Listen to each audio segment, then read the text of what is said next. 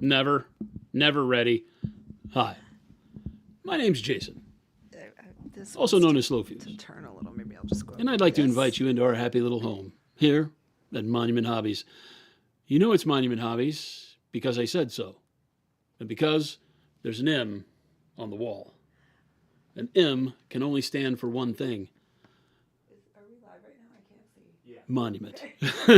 Why, It's like, is this thing on? I gotta know. I have to see. Is this thing on? Hi, everybody. What's going on? Welcome back. Hello. Hello, Jade, Avian, Wad. What's going on, everybody? How we doing?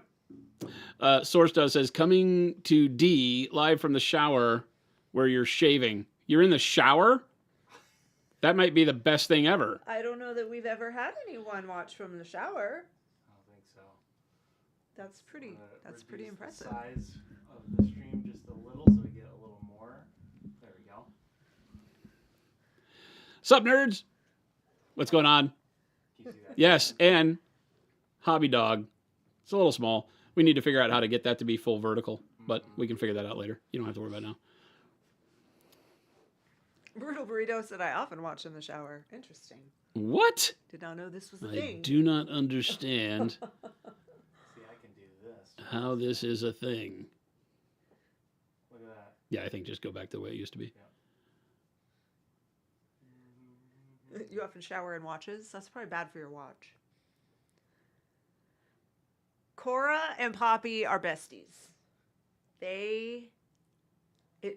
took a couple days, but they love each other.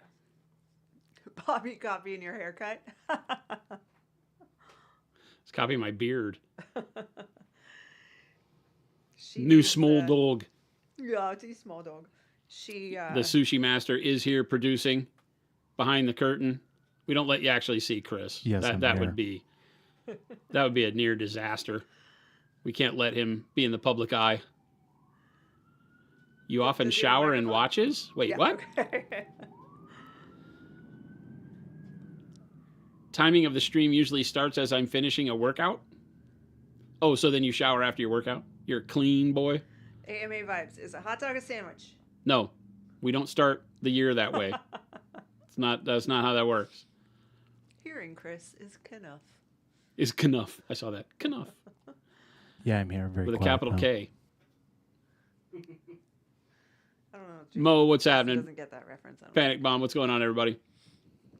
Hello, welcome to the new digs. It's the same digs, it just looks different. know. It looks really good. So, right? Fun, isn't it? I really like it. Yeah. Yeah, it's kind of the new digs, same as the old digs. And we have so many new options for you guys too. Yeah, it's a lot of fun. I'm sure Chris is ready for a vacation. He's been burning the midnight oil, No, we're getting just everything set up. We have all of the new accoutrement. It's beautiful. We have a plant. Is it We have real? another plant.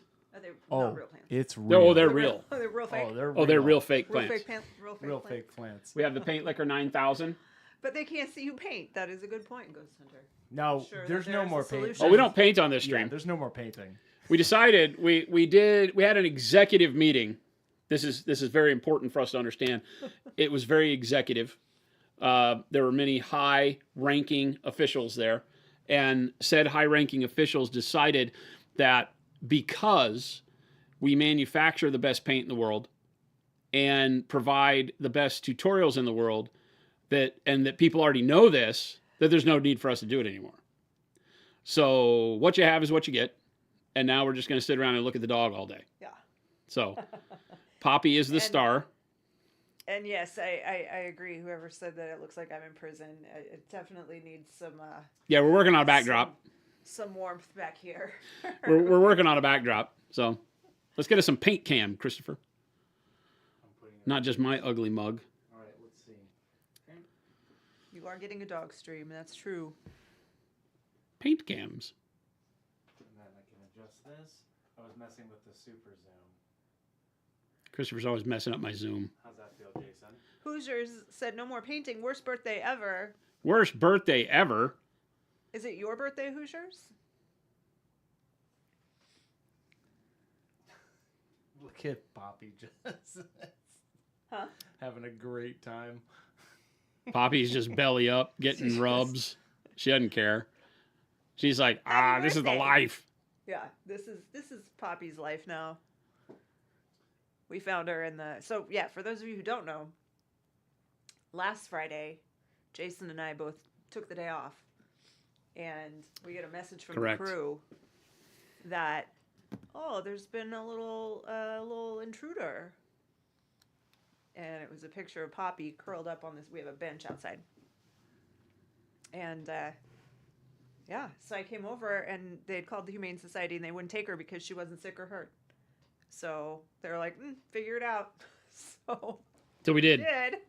Now she is the office dog. She was so scared and cold, didn't want to have anything to do with anyone, and I just went out there and got on the ground and crawled closer and closer toward The her rest until is she history. would let me pick her up. Hey, Chris, how crazy now can she's you my dog. go? We're gonna do so. That is at 200. This one is at 350. I could go further, but then it starts to. Then I'm really punching in. So we have That's we have pretty- upped the tech so that we can really get in and show you with perfect clarity how all of these crazy things we do with paint work. So I'm excited that we really have all of fun. these opportunities to be able to show off high quality. I mean, that's pretty zoomed in. Yeah. For Yeah, that's warts and all kind of painting. So we never tried to hide behind any video production anyway, but this will really let us focus in. So And she has warts. she does have warts actually. So there you go. So there you go. So yes, we have Christopher to thank. He's gone out of his way to make the tech we already had. We didn't really have to do a whole lot. We just restructured it so that we can focus more on being able to turn around the tutorials that we do on the stream, because you guys and gals come up with all sorts of great questions. We answer a lot, we talk about a lot, but then at the end of the day, it's hidden inside of a 2 or 3 hour long stream on YouTube. And we've always thought of ourselves, and everybody's always asked, well, why don't you just go edit those out? Well, that's a lot of time. And we don't have a lot of time outside of the stream to be doing that kind of stuff. So we sat down and talked about it, and what we've decided to do is this more well-produced version of the stream. And then the content will be focused the same way it always has. Nothing's changing. But what it'll allow it to do is, with Chris as the main producer here on the technology, he's staring at me right now. Well, he's not. I'm staring at him. Now he's staring at me. But They're looking into each other's eyes. Chris is literally right here, off camera, and now Chris, when something comes up that somebody asks a great question, or I go on one of my tirades about how to do a particular painting scheme or something like that, he can just simply hit the record button, and all of this records out at this high fidelity that we have going on, and then can immediately be posted up to YouTube, or with just a small amount of edit, like a title page and a thumbnail, be posted up to YouTube, and so everything that we do can be immediately serviceable for you guys and gals out there, so that you can not have to pick through the long stream video. You can still go back and watch the live streams in full, which will be great. But it makes all of that other content a lot more valuable for you, which is good. So, Bunch of questions are coming in. We will get to those. Alvaro Velasco. I won't try the last name because I will butcher that. Quick question for Jason. Where can I get a Go Bag Evo in Europe? in Europe, Our store locator. yeah, so PK Pro in Germany carries them. I'm not sure about the other retailers, but and then of course Element in the UK you can order from, as well as Wayland Games. So there's quite a few outlets there, but the store locator on our website, there you go. Yep. There were others as well. Get back to where we Jason, were. See this spoon handle I highlighted here? That's a great question. Spoon Handle's asking, question for you all, and apologies if you've covered it in the past. Never an apology. We say the same thing over and over again, so that's great. What's the story with ColorForge primers? Initially, the primer was branded as Monument Hobbies primer, but now it's being sold under the ColorForge brand. Okay, so the Monument Hobbies sprays are a different thing, right? So they are made with the ColorForge, right? So we have our own sprays that are done in collaboration with ColorForge, and that is kind of what kicked off this relationship. Our matte black primer, our matte white, matte gray, and our matte varnish are formulated differently from the main ColorForge line. The matte black is ultra matte black finish for use with Pro-Acryl paint specifically, and the formulation is just going to be perfect for anybody that wants a true matte finish on your models. The ColorForge line of colored sprays are also something that people have been demanding over here in the States for a long time, and so we worked out the availability to create the ColorForge North America, and we import all of their standard line colors, which are a little bit of a different formulation. Same typical solvent. It's still all an acetone solvent spray. They're all fantastic, but now we just bring their current colors that they had already over here and make them available. So that's really the story. It's all run out of the same main office here at HQ. We just import and warehouse all the main ColorForge stuff. But the special formulation for the Monument sprays will remain. So you'll be able to buy these from us directly. Right now, that's the only place. You can only get the Monument formulation from Monument directly in continental United States. We're working with them to make that available throughout Europe and the UK as well, but that's a little bit off. Camology said, first time catching a stream and new to acrylics. Have you ever had experience much with lacquers like Mr. Color or Gaia, commonly used in gunpla? Sure. It's just a different solvent in the paint. So enamels, lacquer is a broad term, so those are just needing it's a heavier base solvent. Chemical has to be cleaned with things like turpentine, right, and lacquer thinner, as opposed to just water. They are usually able to cure with a stronger finish than water-based acrylics. So in modeling, it's not typically something that we care about. Sometimes you can get, like for automotive, like if you're painting car bodies and things like that, it can give you a closer to factory finish if you're doing like model cars and such. The world of acrylics is really the best, especially if you're trying to paint matte finish, military style colors. The acrylics are going to be the best way. Plus ease of cleanup. Just water-based cleanup is going to be the best thing. If it's acetone, does it react with plastic or resin models? No. Nope. Chris Cosme wants to know if we're doing new colors this year. Yep. Lacquer. I barely know her. But yeah, the lacquer sprays and stuff are obviously built for spraying through spray guns. You know, we use a lot of lacquers in automotive and HPLV guns and things like that. So spraying them is great. Water-based acrylics will take a little bit of getting used to. Flow improvers and things like that make them spray really nice are a must. So you will find a difference in the way that they handle. So Chris is running stream. Why doesn't he also get a camera? Well, so we're just not ready to release Chris on the world. He will have a camera. We'll see. We'll see.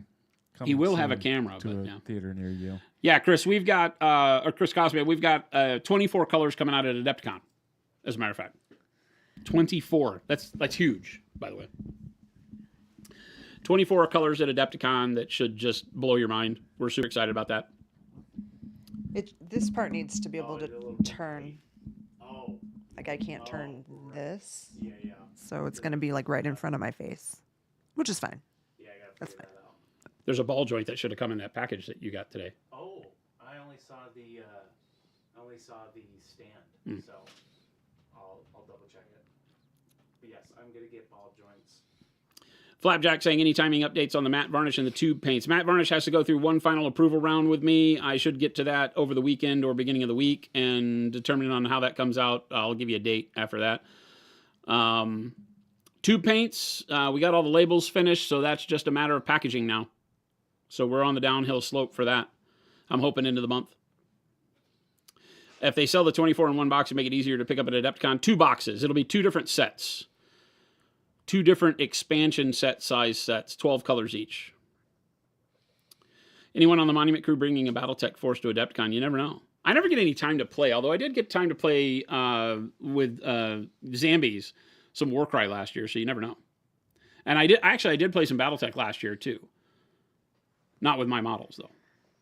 I did bring a few models. I bought a Lance.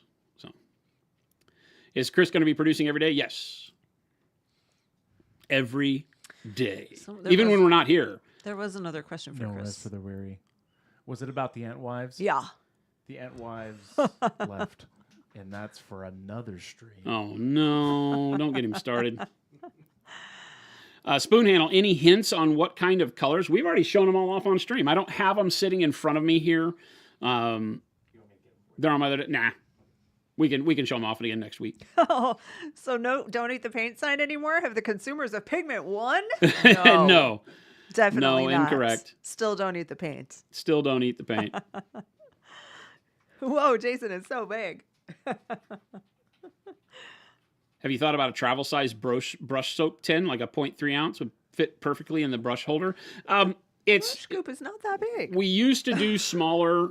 We used to do a 1 ounce, and then we did a 1/4 ounce. We Not did even. We did. The promo ones. Those were just samples. They Yeah. were not for sale. We had sample promo sizes They're and stuff like not that just easy for to fun. make. We've never sold them. The 1 ounce didn't sell well. Everybody wanted the 2. Just from an effective, cost per amount that you get. The 2 ounce makes the most sense, so that's why we stuck with that. It's very difficult to make them in tiny, tiny containers like that, too. Zazin says, any plans to make a flow improver? We do. It's called Glaze Wash Medium. It's not a specific flow improver, but it does the job. That's what we use here. So, Brutal Do I- Burrito, another primer question. What's the best way to strip it? I reprimed over an old paint job to repaint it and it resulted in a cracking texture, probably reacting with the old paint. I tried Simple Green and it didn't work. What would you guys use? That's a tough one because it depends a lot on the model. If you're using like a heavy solvent, like a turpentine or something like that, it can react with the plastics. A lot of people say that putting it in Simple Green and soaking it for 24 hours, but I've heard that can ruin plastics too. I don't mess with that. I don't ever strip models. So there is a LA's Totally Awesome that people swear by, and get it on there and then agitate it with like a fingernail brush or some sort of a soft-ish brush that won't, strip details or put texture in the model. Santafuse in high def. Yes, we actually have a way for me to talk to you guys. You can see what's going on. So you guys also might see me doing a couple things on the back end. We're doing a big test today on a bunch of our things that we want to add to stream, different angles, different punch-ins and stuff. So if you see anything wonky, it's because I am doing wonky things. It's because Christopher is wonky. Yes, basically. that's the technical term for it. Wonkiness comes from wonky people, and Christopher is nothing if not wonky. And yes, this is I Poppy. won't. She's our new mascot. She You'd have a is pup so cam. This cute. is the pup cam right Th- here. this is the This pup is it. cam. She does not mind being on camera. Technically, I can also move that angle, chat. I'm going to blow your guys' mind right now. Check this out. Uh-oh. Blowing minds? I don't know how I feel about that. Pet cams are very important. I don't know how I feel about that, Christopher. What are we talking about?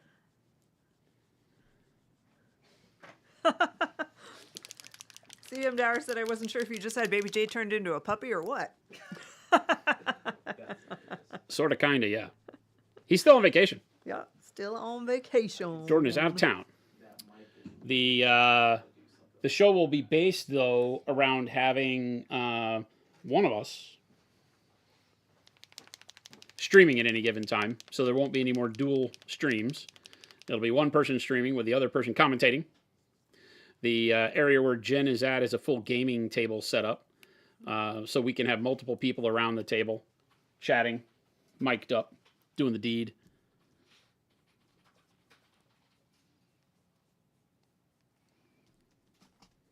Baby J will always be the stream mascot. She's just the Monument Hobbies mascot, not just for stream.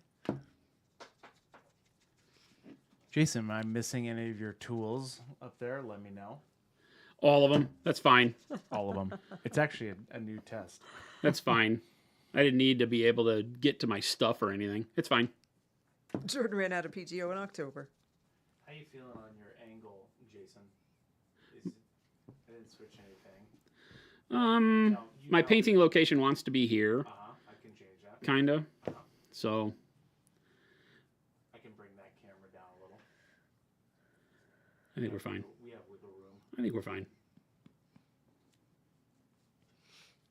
How was everybody's New Year? Obviously, we're Christmas hopefully and not New missing Year's. too many digits. We haven't seen anyone since before Christmas. I know. What gifts does Poppy want us to bring her at Adepticon? She's surprising for being a dog who spent a fair amount of time on the streets. We don't know obviously how long, but she was filthy and scrawny and terrified and cold, and she is surprisingly picky about her treats. Like Very you would think much she so. would take anything that we gave her, but there are treats that she looks at and she like She just turns spits her 'em nose at. She has spit a couple out. She takes them and then she just immediately like flings them. It's hilarious. Just like Jason when I rescued him. Yeah, pretty much. I mentioned that she is the keeper of strays, Yes. myself included. We've got Cora, me, and Poppy. Yeah.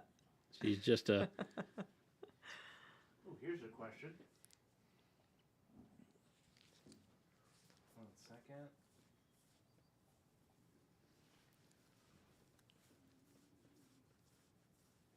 Here's a question for Cameron. Just ordered your all synthetic brushes. I've so far only used the synthetic sable brushes. What's the difference I should expect from the two brush types?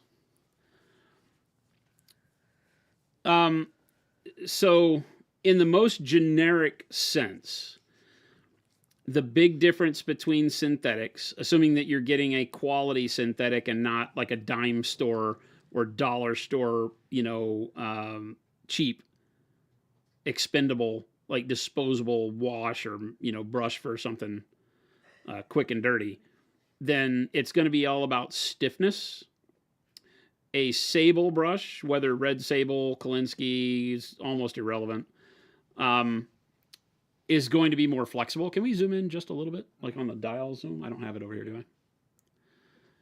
Not a punch in. You don't have to do a punch in. Can you just do the? Oh, that was it's all zoomed in. Okay, yeah, there you go. There you go. Okay. And then I can change focus a little. The big thing is going to be stiffness. So a lot of times I ask people, do you feel like you have a light hand when painting or a heavy hand when painting? And by heavy hand, I mean that when you do your brush strokes, does the bristle of the brush, the head of the brush, we'll call it, does it bend over considerably? Like I have a very light touch most of the time. So when I go in to paint, you don't see the brush like bend a lot like that. I have a very light touch. So I use little light wispy strokes and, I'm barely using the side of the tip or the tip of the brush. And so the brush doesn't bend much. I like synthetics. It's all I paint with because they have the most snap, meaning that every time the head of the brush will bend, it snaps back to the point almost immediately. Can we get a little dial in on focus maybe? It's actually looking pretty good. I just readjusted. Oh, okay, good. Uh-huh. So that's really the big thing. I always tell people when they're starting out to buy both and sample, what you like the feel of, and then go through and get, more sizes of each to fit your paint style. Because when it comes to sizes of brush, that's going to be a subjective thing. Most people, when they get into miniatures, think that they need very small brushes because they're painting very small things. And as most of us know, that's not the case. The bigger the belly of the brush, the more paint it'll hold, the easier it'll be to get color on the model. But that sometimes takes some time. A good synthetic like ours will have and hold a good amount of paint and release it just as efficiently and clean as a sable would. It used to be that was not the case. So in the olden days, you would say that, a synthetic wouldn't allow you to paint as well because it would release odd amounts of paint as you were going. The more pressure you would apply, the more gloopy or gloppy the paint would become. That, with a good synthetic nowadays, that's not the case. I don't know what you need. There was a question, I'm trying to go back and find it, of what the model is, and it is from, it's a model, here we go. Hemlock just got here. Where's the model from? That model is from, it's not released yet. When are they going to be out? This is Kamar Jin from our game Age of Angra. They are just awaiting labels. So the label should be here, I would hope, like this week, and then we can start boxing them up. We've got 3. We've got Kamar Jin, that you see me painting here. Danav. And Devendra. These are all 3 what we call Asura creatures, godlike creatures in the game. Age of Angra is a tag team card battler where you pick 2 Asura and pit them against your opponent's Asura and fight it out. It's kind of like a Tekken tag on the table. The miniatures are just artistic. They are not really part and parcel to the game itself, although each one of the miniatures will come with a card that allows you to play them in the game as well. Just there, instead of their standard character card, a card that has the ring for the base. You can put the miniature on it and move them in and out of combat, but there's no tactical movement or anything in the game. It's not a miniatures game. Dino God Ben said, painted Kamar Jin is a Merry Christmas to me, so hype. It looks really good. Camology wanted to know more about the synthetics. Do they hold moisture any differently than sables? There are people that would argue that they might. I don't feel a difference. I've been painting for 45 years, and I've used just about every brush type you can imagine. Like I said, I prefer synthetics because the type of this is a synthetic number 4 that I'm using, and it acts exactly like a natural hair as far as how much it draws and releases. So it's very smooth in its release. It's difficult to get the point across on what I'm talking about. Let me just get a load of water here and pick up some of this gray by itself. So if I use a very wet paint, so that's a lot of paint on the brush right there. It used to be that as I was using this synthetic with the same pressure and pulling a line, I might get variation in that line width, and there might be splotchy paint release along the length of that. That's not the case anymore. That used to be the case when you would buy like nylon brushes. There's a few manufacturers out there that'll sell you. Generally, if you see a white brush head on a brush, avoid it at all costs. It's a cheap nylon bristle, and it won't release the paint the same way. So you want to look for the ones that are pretending to be natural hair, right? They're usually dyed like this, like a brown, right? This is a full synthetic. There's no natural hair in here, but you see how smooth that line pull is? The amount of paint stays very, very consistent. It'll dwindle and the line will get thinner as paint releases off the brush. That's exactly what you want, right? What you don't want is that if I apply the same pressure, I don't want it to get like, it would be like thicker and then thinner and then thicker and thinner as the liquid kind of, comes off of the brush in various amounts. That used to be the way synthetics would paint.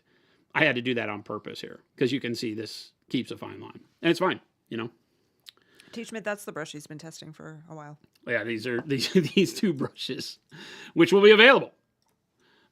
These should be brushes we've decided to carry as a more of a, I dread to say a beginner set, but the sizes are built to be a beginner set. We no longer do the Tabletop Minions brush set with Uncle Adam, and we wanted a replacement for that. So I've picked a 00, a 1, a 3, and a 5, as well as we're bringing back the old BAB. So a big flat 10 millimeter flat shader or dry brush that you can use for applying noosh or washes or dry brushing larger areas. So it kind of is a hybrid of what we were doing with Uncle Adam and what our old artillery set was. So it's really good. And I'm looking forward to that because we've tested these for coming up on 18 months now. And there was another number 2. I've used 3 total brushes here. I don't know where the other number 2 is. But number 3. So this is a 3 and a 4. We're not going to do the 4 because the 3 and the 4, you can see they're very close, similar in size. So we're not doing a 4, we're doing a 5. So this brush won't be there. You'll get a 3, and then you'll get one that has an even larger brush head on it. Not quite the size of a 6, obviously, right? That's a 6. right? So it'll be in between those two for the 5. But it'll give you a good base coating brush, a really good number 3, which is my standard painting brush, has been for 18 months. I've been using this brush in my Pro Synthetic number 2, right? So the number 1 and the white handled set is more like our number 2 and the Pro Synthetic, so you'll have that kind of sizing that you can do. The number 1 will be most of your detail, and then the 00 is for like eyes and really super fine detail in tight spots. So I think it's a great set. Price is going to be great for you. Really excited about it. Blood Walrus said the best thing about the holiday, my daughter loved her gift. She squealed when she opened it. Then she figured out I painted it, so I got double squeal hugs. That Woo! sounds I like that. awesome. Hope everybody's holiday was great. Jen and I got a new dog. Yeah. That was our holiday. You may have already mentioned this in what you were just talking about, but Derpstick wants to know what size brush you were using, Jason. This is right here is a number 4. Or did I switch them? I might have switched them. I might be on the number 3 now. I might have accidentally flopped it out of my hand and changed the brushes. Bud, I can look. Did you you ordered Monument or Color Forge? I just need to know which place to look, but I can look real quick for you. Spoon Handle said, any recommendations to help prevent hooking on the tips of your synthetic brushes? I picked up a set a few weeks ago and the tips started hooking within a week or 2. So synthetic brushes have, because they are synthetic, they will have a memory. It's like bending your credit card over a million times. It'll start to crease and then eventually stay in that creased position. What you'll notice and what we talk about a lot here is rotating your brush. I have a video on YouTube, on our YouTube channel, that's called Chasing the Tip, right? And it's a double duty, maybe triple, quadruple duty video, because what it's really about is maintaining a sharp point on your brush no matter what, right? So as you get a good point and you start painting, no matter how light-handed or heavy-handed you are, the bristles will start to spread as you apply pressure. Right? That's just the nature of the shape of these round spear point brushes, right? So as I press, I'll get the point to spread, see? So it kind of blunts out. But what it's done is it's created an ultra sharp point this way, right? So it's like a chisel. So you flatten it out this side, now you have the point here. So as you paint a couple of brush strokes or a few brush strokes and you do that, then rotate it 90 degrees and you get your point back, and then you can continue painting with it. Then as that brush tip blunts out again, rotate it 90 degrees, find your point. So you're always chasing the tip by rotating your brush around 90 degrees after every few brush strokes. That'll give you the fine point that you're looking to have all the time. This is true of sables or synthetics, both. And with synthetics, what it does is it prevents you from having the same brush stroke direction all the time, which is what bends that tip. Okay? And what we unknowingly do, this is a bad example because these brushes are samples that have no printing on them, right? But what we unknowingly do is a lot of us will pick up the brush and kind of subconsciously always angle it's generally either the text towards you or the text away from you. And if you do that, right, so you've got the text on the brush that you're looking at and that feels right to you, then you're always painting in this direction and that tip is going to hook in a particular direction, period. So do the chase, so you've always got a fine point to paint with no matter what brush you're using. Right? And it also solves the problem because now the bristles are always being bent in one direction and then bent in the opposite direction to keep them straight. Always. So, like I said, these brushes have been running with me for 18 months. Can you pop in real close on that? Whoa! Right? And so you can see... I can even adjust the fine detail. Look at that. Right? So there's the barest of hooks at the tip of that. Right? And this brush has been a stalwart for me for over a year. You can see I haven't even ever cleaned it. Look at all the gunk in the ferrule. That's nasty. Right? So I get the minimalist of hook. That'll never hurt you. Right? And a hook brush technically doesn't really do, you'll get used to painting with it. It's just sometimes a nuisance and people think it's worse than it is. But yeah, that'll help. And that's literally it. That's it. And it took years of people asking me and me thinking, well, why don't my brushes hook? And I'm like, oh, because I do this. It's not even something you do consciously after a while. You just find yourself rotating because the thing I'm trying to do is keep the detail portion of my brush on the surface. So I'm constantly rotating to find that detail rather than wasting paint, going back to my palette, cleaning my brush, twisting it to a point again. You're always just doing it right here. Just rotate it on the model. Boop, boop, boop, and then rotate, get your point back. Ismael Camarillo got the go bag for Christmas. Awesome. As a present to myself, spent like $300 to get some paints for it. That's awesome. Nice. Readjust for me there, Jason. Well, yeah, we need to do something. Yeah. Yeah, I think we'll move it. Relax Studio said, love the new camera setup.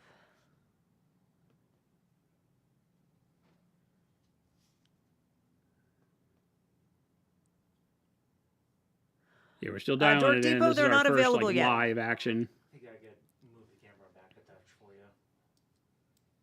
I just need it angled over here. Over on that side a little bit. I just need it to shoot right here as dead center. I can move it down actually. Might as well. It's a test day. Those brushes that Jason was just talking about, not available yet. Do you know when? I'm hoping that we'll have them by Adepticon, but I make no promises. I'm looking at somewhere around $30 for the set, so a really, really good price. But we'll have more info for you. I keep looking at the old camera spot, so I gotta remember to look over here. It's gonna probably take you a second. Brutal Burrito, why'd you do that? Brutal Burrito said I took a chunk off my finger with a cheese grater on Christmas Day. It was certainly inconvenient. Yeah, I wouldn't Don't do that. recommend. Don't do that. Sorry for the late. All right, here we go. Yeah, I want to be right here. You want to be All right, This is where I Bud paint. looking now. This is my comfort zone. how's that? Down a little. Down, Okay. Hold chat. get me in the middle frame here, and I think you're good. How's that right there? Let's get a wiggle a second. Yeah, I can work with that. Comfy? I can work with And that. I can readjust the. I'll readjust the focus now. Bud, I have an order from December 26th. Yes, for the primers.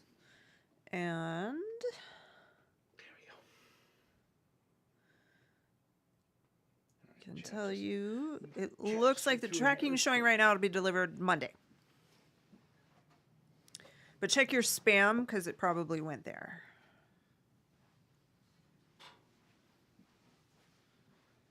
I'll readjust focus plane a little because that messed that up. There we go. Oh, look at that.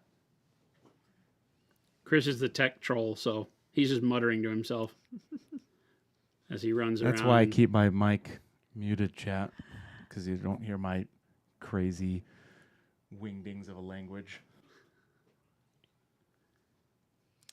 Corvus Thorax just placed an order for the final 10 browns from the Pro Acryl range, going by color to complete the full range. Yippee! Congrats on the new puppy. Thank you. She's sleeping. She's very lazy. I can't express how excited I am about the new paint layout. We can't really show you, but I have these amazing. I have these. I could actually, but I have these, which are amazing. Jordan's going to hate it because they're actually in order of hue, the way a normal person would do it, and not upside down and backwards. Hootski said newbie here. I know that. I know your name though. You're not that new. Could you explain the difference between your transparent black and black wash?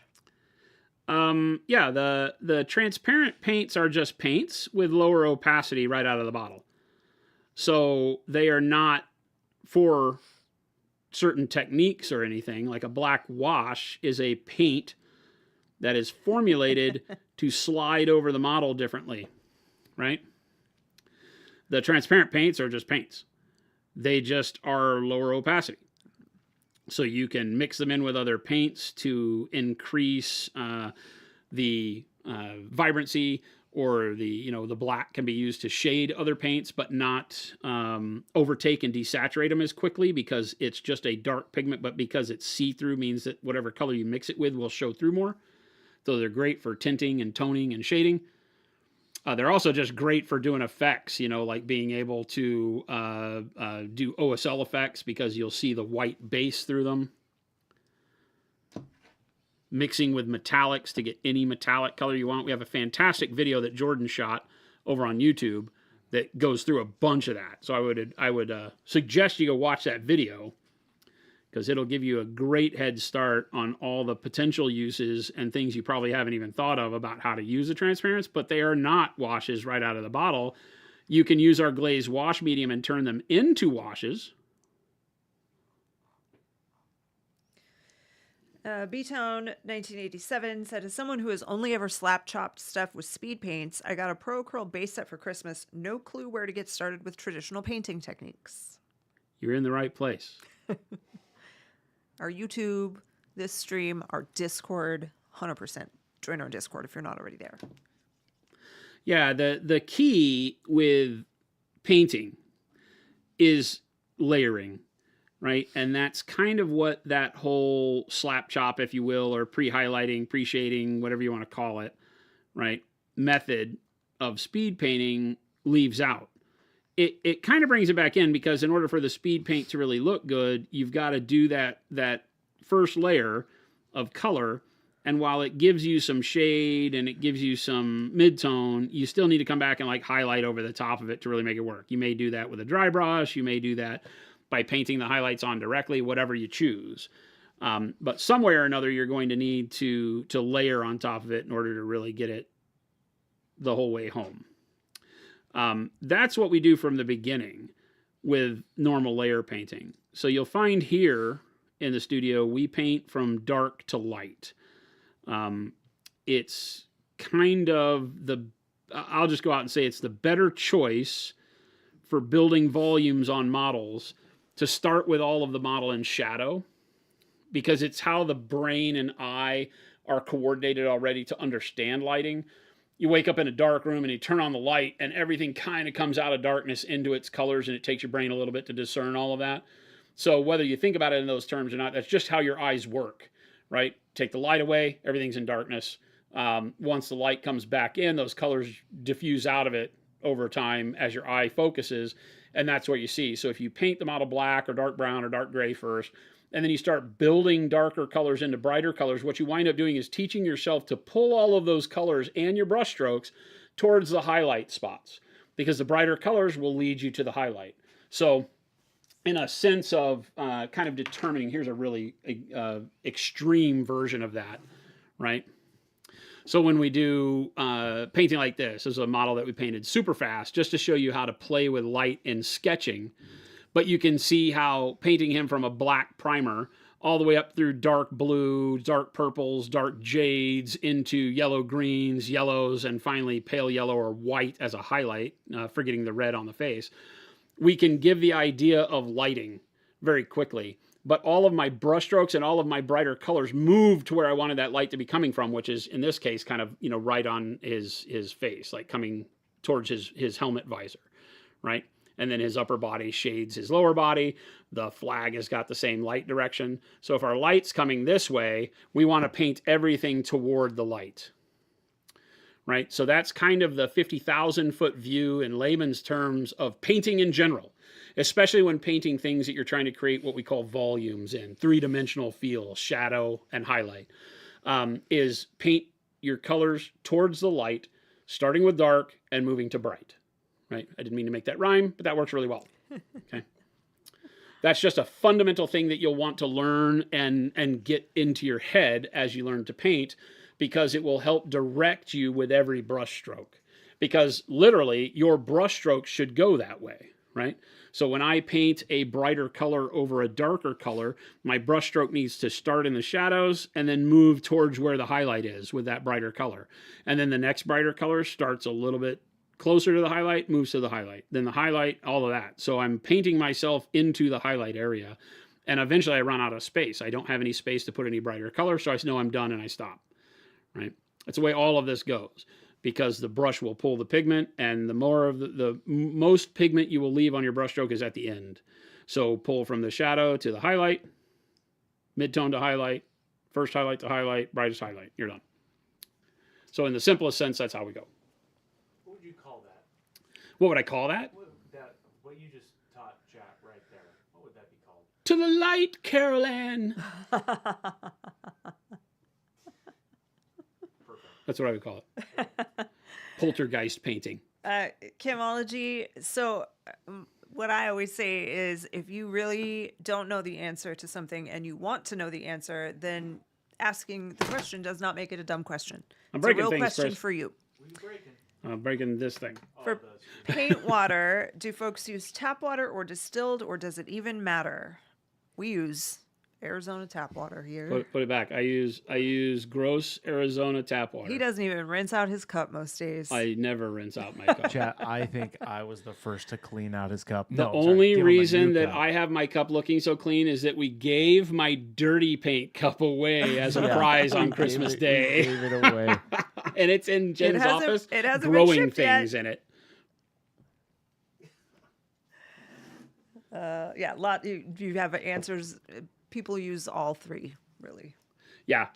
There's if we live in an area where we have a lot of hard minerals in the water, so there's a good argument in Arizona and places like that to use like a distilled water or bottled water or something. I don't care. I've been painting for so long, I'm old and crotchety. It doesn't change my painting at all. It's going to look the same no matter what water I use. I wouldn't know what to do if I switched to distilled and it looked better.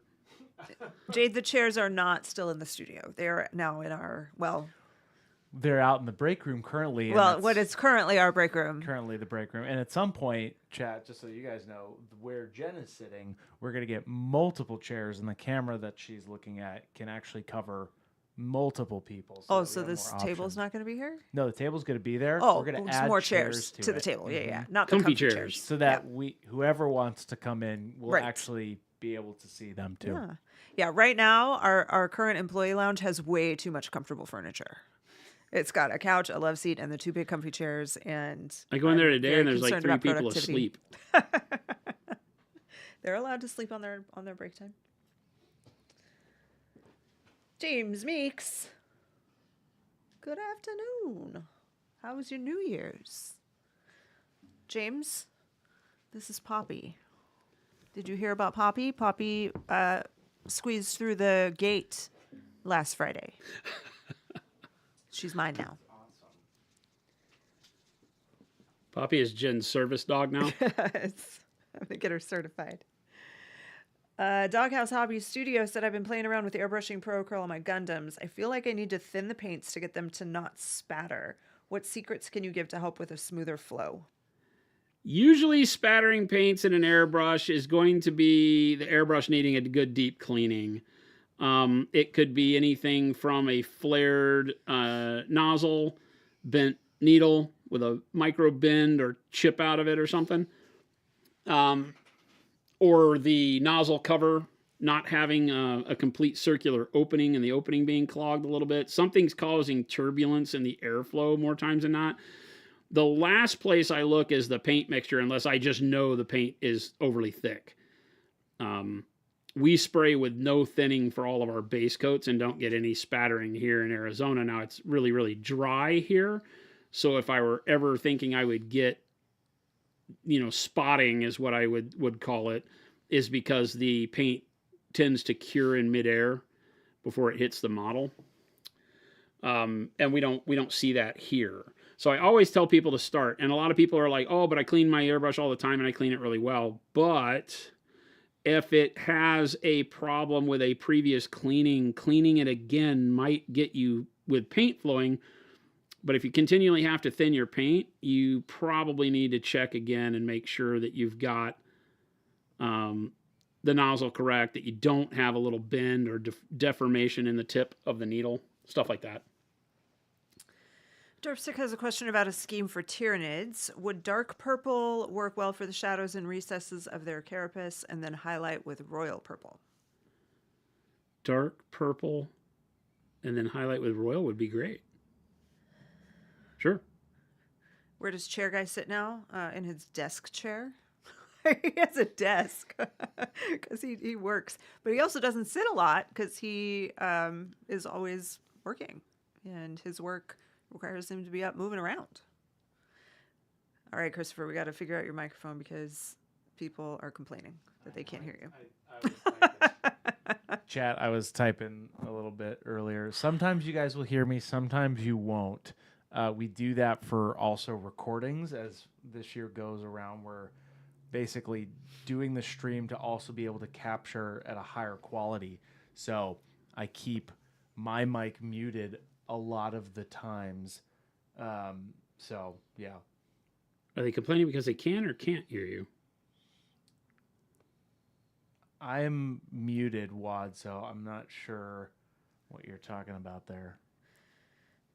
Source, those are not the racks are not ours. We're not selling the racks. I mean, they're ours that we purchased, but they will not be a Monument. It's not a Monument Hobbies product. No. We're not Chuck- looking to get back in that game. No. Chuck said the new layout gives casual presidential address vibes. It's time for the state of your painting. Seems right. Seems pretty good. Did you already tell where you got the paint rack from? It's on Etsy, and I don't remember the guy's name. He was on vacation. I tried to tell Chris because Chris wants some, but the guy we couldn't find his Etsy store because he was on vacation, and I guess the Etsy store is turned off. Yeah, Etsy goes Shut you can, down like, set when it. people are like, they can't fulfill orders. Apparently not you gonna can take just set orders. when you're leaving or something. But What would happen if we did cool. that? Yeah. It's first thing I thought. First thing I thought is, good God, what a way to run your business. that would not. Won't fly. Won't fly here. I don't think people would be happy about that. Corvus Thorax said, Jason, explain order of hue, please. Order of hue? What do you mean? I think maybe you said you put your paint in order of hue. Oh, yeah, in the rack. One Just through based on color. 72? It's all my reds. Oh, Go to my oranges, right? So it goes reds across to, well, pinks are in there too with the reds. Then it goes to oranges, and so I go dark to light in the way it's arranged. So I start with mahogany as the darkest red. Then I work through, the dark burgundies and the pyro reds and all that into the pinks, and magentas are up there. Or actually, magentas are down with purple. Then into oranges, then out of oranges, yellows, right? Think of it in terms of red and yellow make orange. So you go from red to orange to yellow. That's that trio of colors and what they make. And then after that, after the yellows, it goes into greens and then blues and then purples. Then I have browns and then grays and whites. And then all of the tints are generally in the white section, like ivory, things that kind of straddle colors sometimes. There's a lot of people who get really kind of wrapped up in how to organize their paint as if there is a right way. The right way is what's right for you. Yeah, really. where is that? How is it easy for you to find what you're looking for? Yeah. I think in terms of hue. I don't think in terms of specific color all the time. You know, it may look like I reach for a particular color more than not, but in reality, I'm just looking for a purple. And if it happens to be royal purple that I'm using the most lately, that's just because that was the one that was there in a lot of cases. And so if I put the purples all together, then I get to choose, a little bit more specifically when I say, oh, I really want to move this into purple. And I can grab the specific one I need. Avian is wanting to know approximately when purple airbrush or paint on primer. Well, okay, so wait. You're asking about purple paint on primer and or airbrush primer, or just paint on primer by itself? Airbrush in parentheses or paint on primer. Okay, for purple. I don't have a plan time-wise right now. I would love to tell you soon, but it's kind of on the back burner, to be honest with you. We've got a lot that we've looked at. Kyle might argue and say we're closer than that, so that could be something that you see coming quicker. But I'm not focused on it from a testing perspective right now. I've got 24 new colors coming to Adepticon that include all the things you've seen, the Payne's Gray wash, all of those types of deals that are right now the big focus. I am about 10 minutes behind on chat, so forgive me for not responding. No, it's okay. I'm watching it too. B-Town, this is great. Been going through YouTube videos. We'll definitely join the Discord. Awesome. You will love it there. Great community. Tasty looking cup. Floaty chunks make paint paintier. Ooh. I even look at my paint water and get a little disgusted from time to time, but you know what? It keeps working. Chuck said, I'm not even painting today, and I've already washed my paint cup 3 times. I feel some OCD from Chuck's world over there. There's a program for that, Chuck. There's an intervention for Chuck. Kay Cottle said, do you have a background in art? Did you go to school for art or illustration? Me? I mean, Yeah. all of you, but yes, you. No. No, I'm a hack at best. I'm self-taught. I have had the pleasure to learn from some amazing artists, though. So, where I always joke that the only 2 classes I ever did not pass in school were both art classes. I was a straight A student my whole life in school until I got to 11th grade, I believe it was, 10th or 11th grade in my art class. And I think I wound up pulling it out, but I don't even remember. I might have got a C in it to finish the year. But I never got along with it. I was a rebellious kid. And I had already been drawing for a long time. I'd already done some artwork for published works by the time I was in 10th grade. So I had an ego, and I was in battle with the art teacher, like public school art teacher. And it was like, here's how you draw a horse. And I was like, no, you don't. You draw a horse like this. And it didn't go over very well. So even though my horse was better, by the way. Oh, this is a great question. Recommend paint to glaze to water ratio. Kind of depends on what you're trying to do. When we say glaze, there is no magical concoction that represents glaze. Glazing is a technique that is done with semi-opaque to translucent paints. So if you are trying to add just a hint of color in your glaze to the surface, then more dilution is required, right?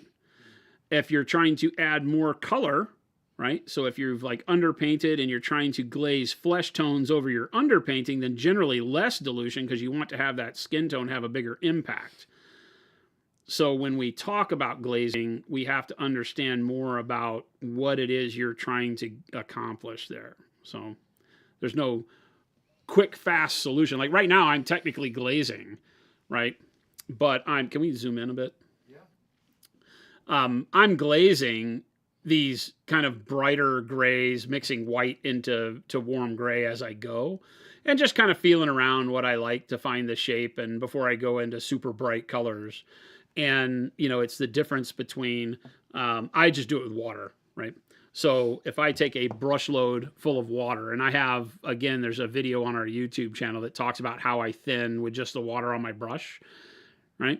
So my brush is loaded with water. You can see it's super wet. If I touch my skin, I'm going to leave a droplet of water on there, right? So that's just from rinsing it out and then not wiping it on the paper towel that I have by my paint station, right? And then can you shoot over to the palette? Yeah. Oh, Chris is completely forgot that we have this. No, So- I was just about to say. So let me put some more paint out. See, chat. You're glad I was muted there, just so that you're welcome. Right. And so I take my wet brush loaded with water and I just grab a small tail of paint out here. And now I have this thin paint, right? I'm never thinning the droplet of paint. I'm always just pulling an end of the paint out and messing with it down here on the palette paper. Right? And then the more water I have on my brush, you can go back to my hand. We'll probably need something that does a duo shot there so you don't have to switch back and forth. But now you can see that I can glaze that and you'll see the lines underneath, but I still get a good amount of color, right? So that's glazing as a technique. This is a minimal amount of color, or probably a kind of a medium level amount of color there, right? It's covering the lines and shifting the hue, although they're the same color, right? Now, if I go even more water in it and thin it even more, dilution, right? Then as I go over these, it's going to cover even less, right? So I get less color than here. And once it dries, you can go back and layer again over the top of it to darken it up until you get it right. And that's what happens when you see people doing blends through glazing, is they'll do something like this, where they'll start the glaze up here, and then they'll let that dry. Then they'll grab more of the color as a glaze, right? And then they'll layer it back over. And each step, it'll get a little more opaque, but they can feather it out as they go. Until eventually what I've done, by letting it continue to dry and go back with more and more water on the brush as I do that again and again and again. And eventually I get a lot of paint built up here and it feathers out down here. And that blend allows more or less of the layers to show through. So when doing it, I typically say that like 50-50 is a great place to start with water to glazed wash medium or whatever you're using. The glazed wash medium just keeps the paint feeling more like a paint as opposed to feeling more like water, which when you do it like I do with just water, the paint can get really thin. And you notice I take most of it like off on my thumb palette over here before I actually go over and start glazing with it so that I don't get all that wetness on the surface. If I don't, then you see how wet this is. That's because I didn't take any of it off of here. So there's a whole process to this, but it's going to be the same. And starting at about a 50-50 dilution will give you a feel for the color you're working with. And then it really depends on if you're doing, like when I'm glazing shadows, I probably dilute a little less because I want that darkness to hit really hard. I don't want to have to glaze a ton of color on to get my shadows right. I want to do it once or twice. So I'll dilute less so that it has more impact initially. When I'm glazing highlights, because that bright color over the top of the model has a larger impact and more contrast and can mess things up if I do it wrong, I typically dilute more with brighter colors and layer them more times. So it might be like 3 or 4 layers of bright color to get the highlight glazed on them than if I'm doing shadows. Mo said, so if you're not going to be doing the dual paint thing, does this mean we will be seeing you less, Mr. Fuse? Seeing me less? Yeah. No. I think if anything, you'd be seeing me more. Oh, no. Spatsnat said Poppy is a robotic industrial spy sent in to discover the secret behind how Unicorn Sweat makes Pro Acryl the best paint on the market. We thought about that, but we had her check for chips. Oh, yeah, she's no chips. She's chip free. So James said he loves the new studio look. That looks so good, James, in person. yeah, it's super comfy. We've been hacking at this for 9 years, and we finally decided to get real. Paint Liquor said, I just imagine Sushi's voice, salt of the earth, that guy. He's a good I one. don't know about all that. That's for sure. Every He time was trying to baffle us with every time he BS types, yesterday. it makes me lose my chat. That's okay. I don't mind scrolling back. This is good to know. So when I say something, it When you type, it pops it all the way down to the bottom. got Yeah. it. Okay. Thank you for letting. That's great. I'm so glad you used the palette cam, and it worked great. Yeah, palette cam worked great. Spitfire Miniature said, if I use a non-metallic undercoat with a metallic zenithal highlight, will it look weird? Okay, so wait. If you use a non-metallic undercoat with a zenithal metallic, so you paint something like burnt sienna and then you put like rich gold over the top, it'll look great. We do that a lot. Like a lot of Jordan shorts show us using non-metallic colors as a base coat for metallics because they give a ton of depth that metallic paint won't give you, right?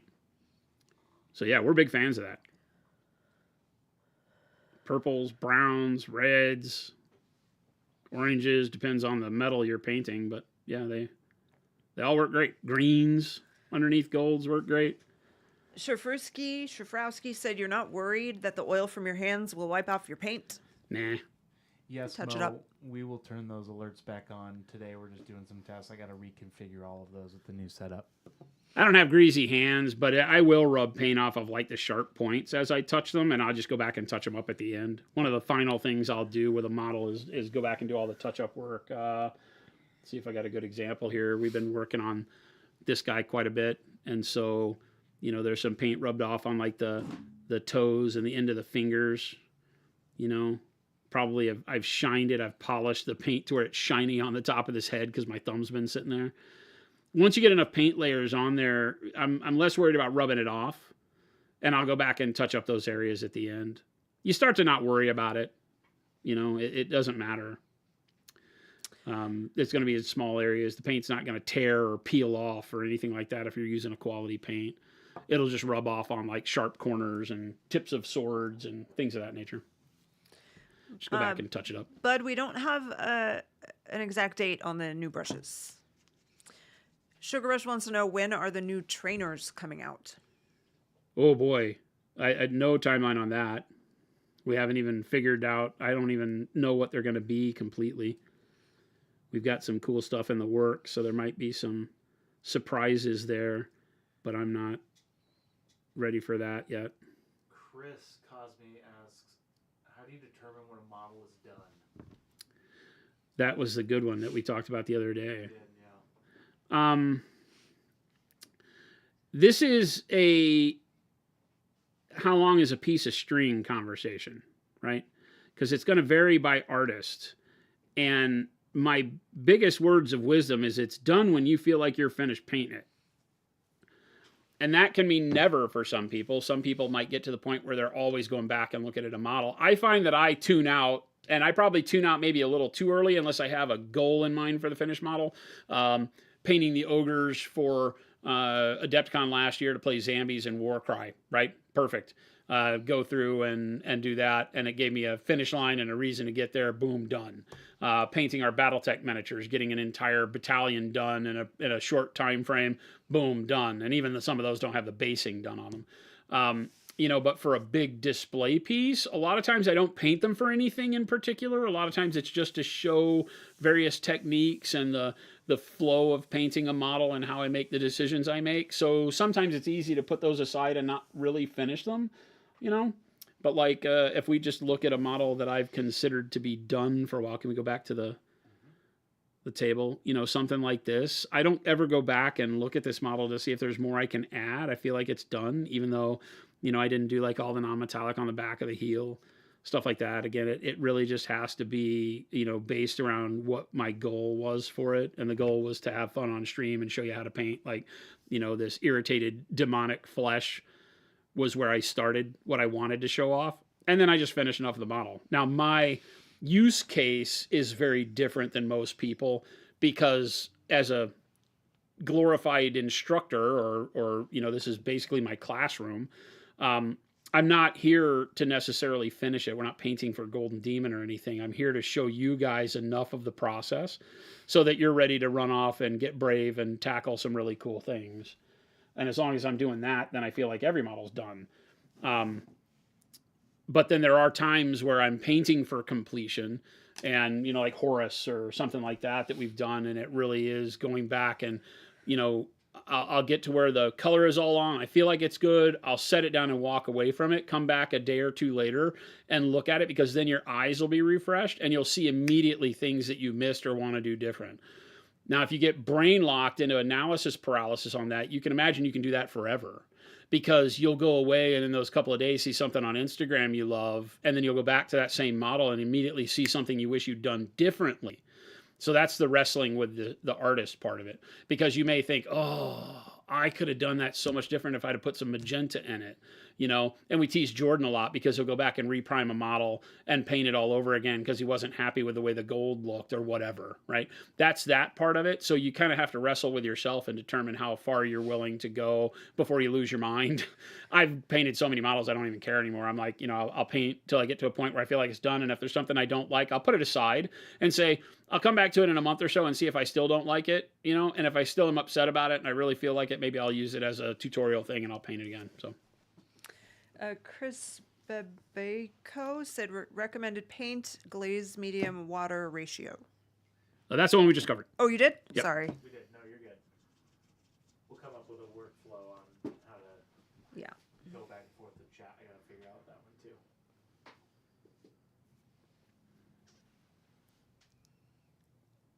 too. Game Delay said, I took 2 drawing classes in college, and the rest of my painting skill came from law school. Is that because that's what you did instead of studying? I don't understand.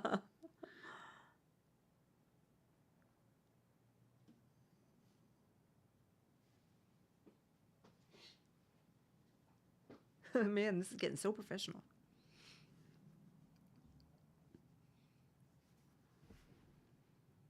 General Ginkgo loves the new layout. Awesome. Yeah, we're super stoked. It's been fun watching it come together. Gabe and Chris did all the initial build out stuff very quickly, and then it's been Chris pounding away on a keyboard trying to figure out all the tech behind the scenes to get the recording portion of it the way we want it. That's the part we were always lacking, was the ability to capture the things that we do tutorial wise at the moment. And so what we would wind up having is that after stream, there'd be a lot of discussion about, oh, you talked about this on stream. We should do a video about that. And the problem is it'll never happen because we also have work to do during the course of the day. And it's always difficult to say, okay, yeah, let's pull aside and take, 2 hours to film the thing, and edit the thing takes, how many hours does it take you, Chris? It really depends. It's how long is a piece of string, right? It can be a ton or none. And so it always felt like, gosh, we already did this. So now what we've done is make it to where we can take all the effort that we spend here with you guys every day and make it more fruitful right at the end of the show. Chris can be hitting the record button anytime he wants. It doesn't even have to tell us. I could be doing something and he just thinks it's cool and hits the record button, and it can be turned into, basically think of it as an advanced Twitch clip, right? Because that's really what he's able to do. He's able to hit the record button at any time, get it at native resolution without all the stream chat and nuances, even without the stream audio channel. And so he can capture me and put it into more of a produced or scripted looking video for our YouTube channel while I'm still being able to do the stream and stuff. It'd be a lot of fun. Shafrowski said, I've actually done glazing with the Monument Hobbies glaze and wash medium, but I noticed it turns the paints a little bit of a brighter shade. Is this normal when using mediums? It doesn't. It'll look like that as you're mixing it because it has a little bit of a milky tone, so it'll look like it's tinting on the palette, but it doesn't brighten up. There's absolutely no pigmentation to it at all. Derpstick said, what color would be used to edge highlight royal purple for Tyranids? I'm already thinking of painting the skin with tan flesh and a flesh wash, and then highlight again with tan flesh. What? Okay, so wait. The question is, what do you highlight royal purple with? Yeah, I think so, yeah. If you want a single color to highlight, okay, these are always tough questions, right? Because do you want to lean into the red magenta side of royal purple, or do you want to lean into the blue side of royal purple? Purples are interesting because you can highlight them like you would reds. So you can use magentas, right? Magenta would be a great one.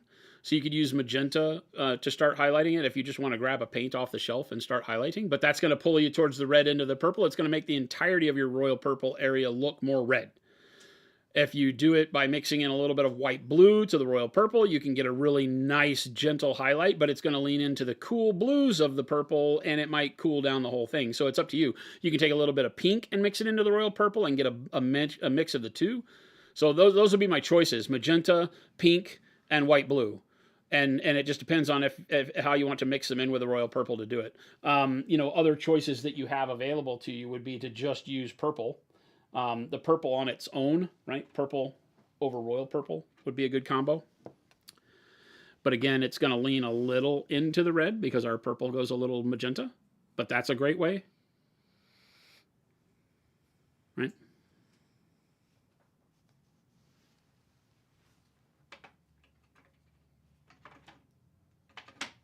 It's going to be hard for me to remember to always put the paints back. I know. There'll be 50 of them out here, and then it'll be somebody else's job to remember how to put them all back into the tray correctly. What I'm actually... Moses, chat of the best. You are the best part of the stream. Dead Nerve said, is there still room for Baby J to paint? Is there still room for what? For Jordan. Sure. He won't be painting at the same we won't time. be doing If two Jordan's painting doing at a the same focus and painting, Jen and I will be over at the table. Right now, because Jordan's on vacation, it's just Jen Yeah, and the Jordan's dog. still on vacation. Is the dog still over there? Yeah, she's... Sleeping on your lap? Hi, Poppy. But on a normal day, we'll have two people over there talking to chat. Sorry. Well, I'll figure that out. You need a wizard's butt patch. We need to make a wizard's butt patch. That would be great. Gabe's not here to put it on the whiteboard. Vector, no more dual painting. Nope. Mo wants to know if we're going to turn the sub alerts back on. We missed a few earlier. One might have been important. I assume that was from you, Mo. Thank you for the sub. Yeah, Thank you, all our of you, new for the alerts, sub. We're gonna redo some of those, and we're gonna add that into next week's workflow essentially. I don't know what the plan is for the signs, the paint, donate the paint, and the monument sign. They're not in here though. Hi, Grain. Happy New Year to you. Welcome.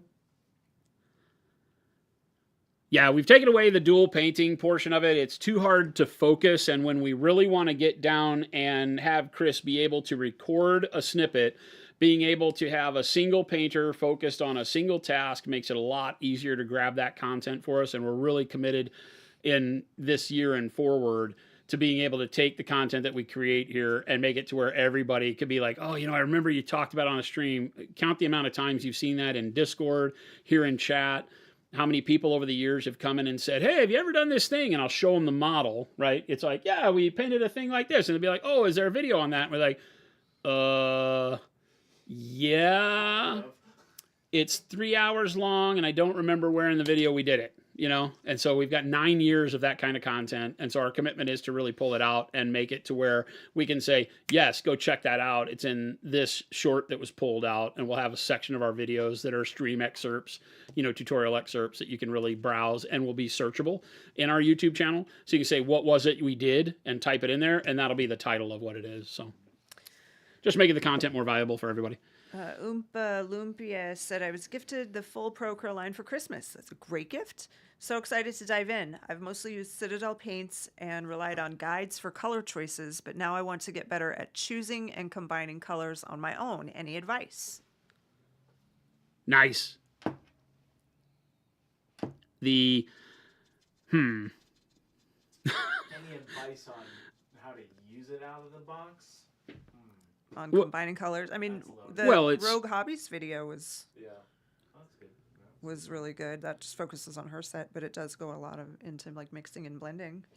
Yeah, the thing with it is to be, and I hate that this is kind of a cliche thing, but really you're going to have to just be fearless. Mix colors together. Start playing with it. Don't get too wrapped up in things like the color wheel, although it is a great place to start because it gives you all of the basics on what colors, you know, go together to do what. But don't get too caught up in it. Don't let it define the things you try. Try mixing all sorts of stuff. And then, you know, using it and blending it and layering it is where the real strength comes in. Because you're only going to get so much out of mixing a color on your palette. Then you have a color. It's how you use color in general on the three-dimensional surface of the model that's really going to define your painting. And that's all about building shadows, midtones, and highlights. Okay? We always talk here that value and volume come first. Color is tertiary or, you know, further down the line in importance. Now, that's not to say that color isn't important. I'd be a fool to say that. If you're painting Imperial Fists, you want to come up with the best damn yellow for your Imperial Fists you can get. Dark Angel Green, whatever you're trying to create, you want to make sure that color is spot on what you're looking for. So mixing and getting that color that really speaks to you is important.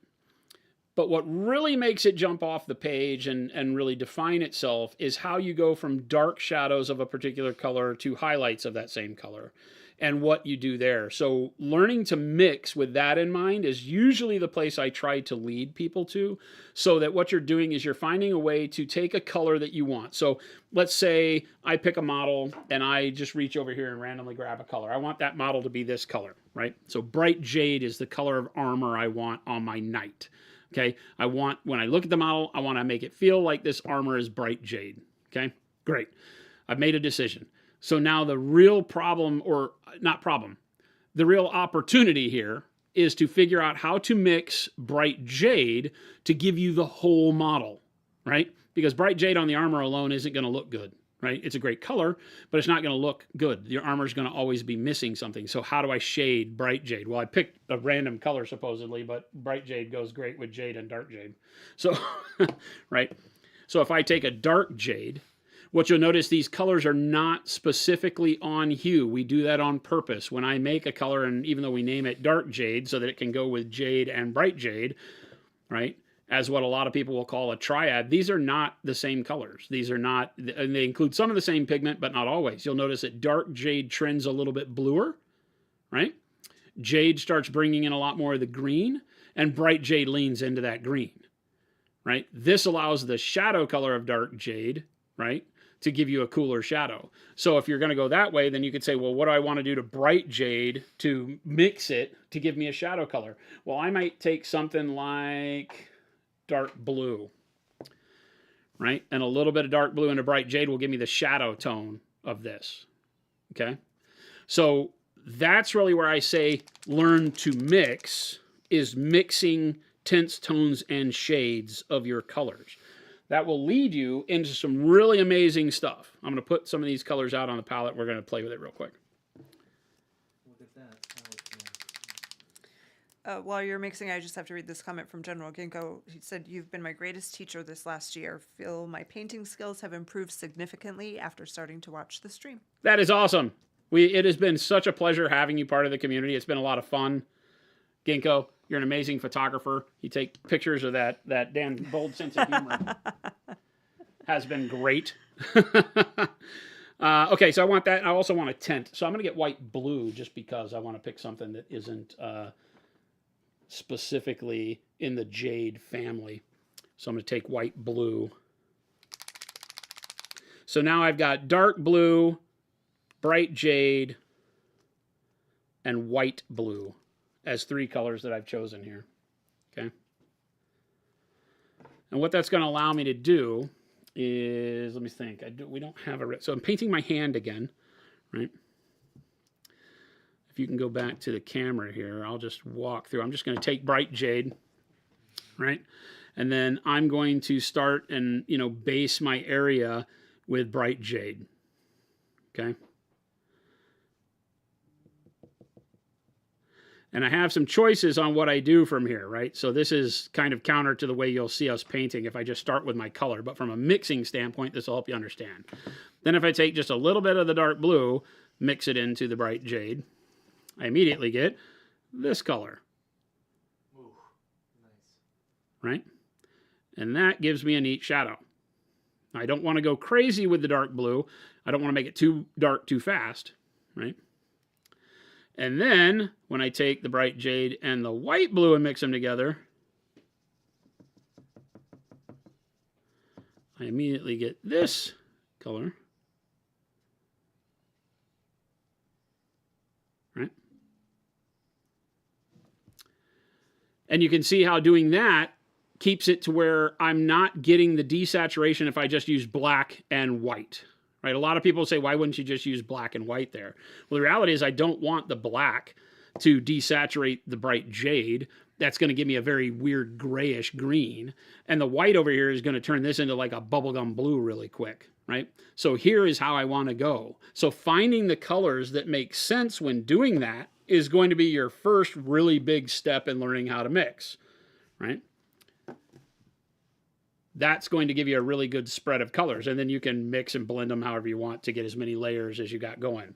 Now, you could choose to do other things. I could choose pale yellow in and amongst all of this. Pale yellow is a great tint. It'll make a brighter highlight color out of almost anything. It's going to lean more into the warm spectrum because it has yellow in it. Whereas the white blue is going to keep things cool. But now if I take the same bright jade and pull a little bit of pale yellow into it, I would get this color instead.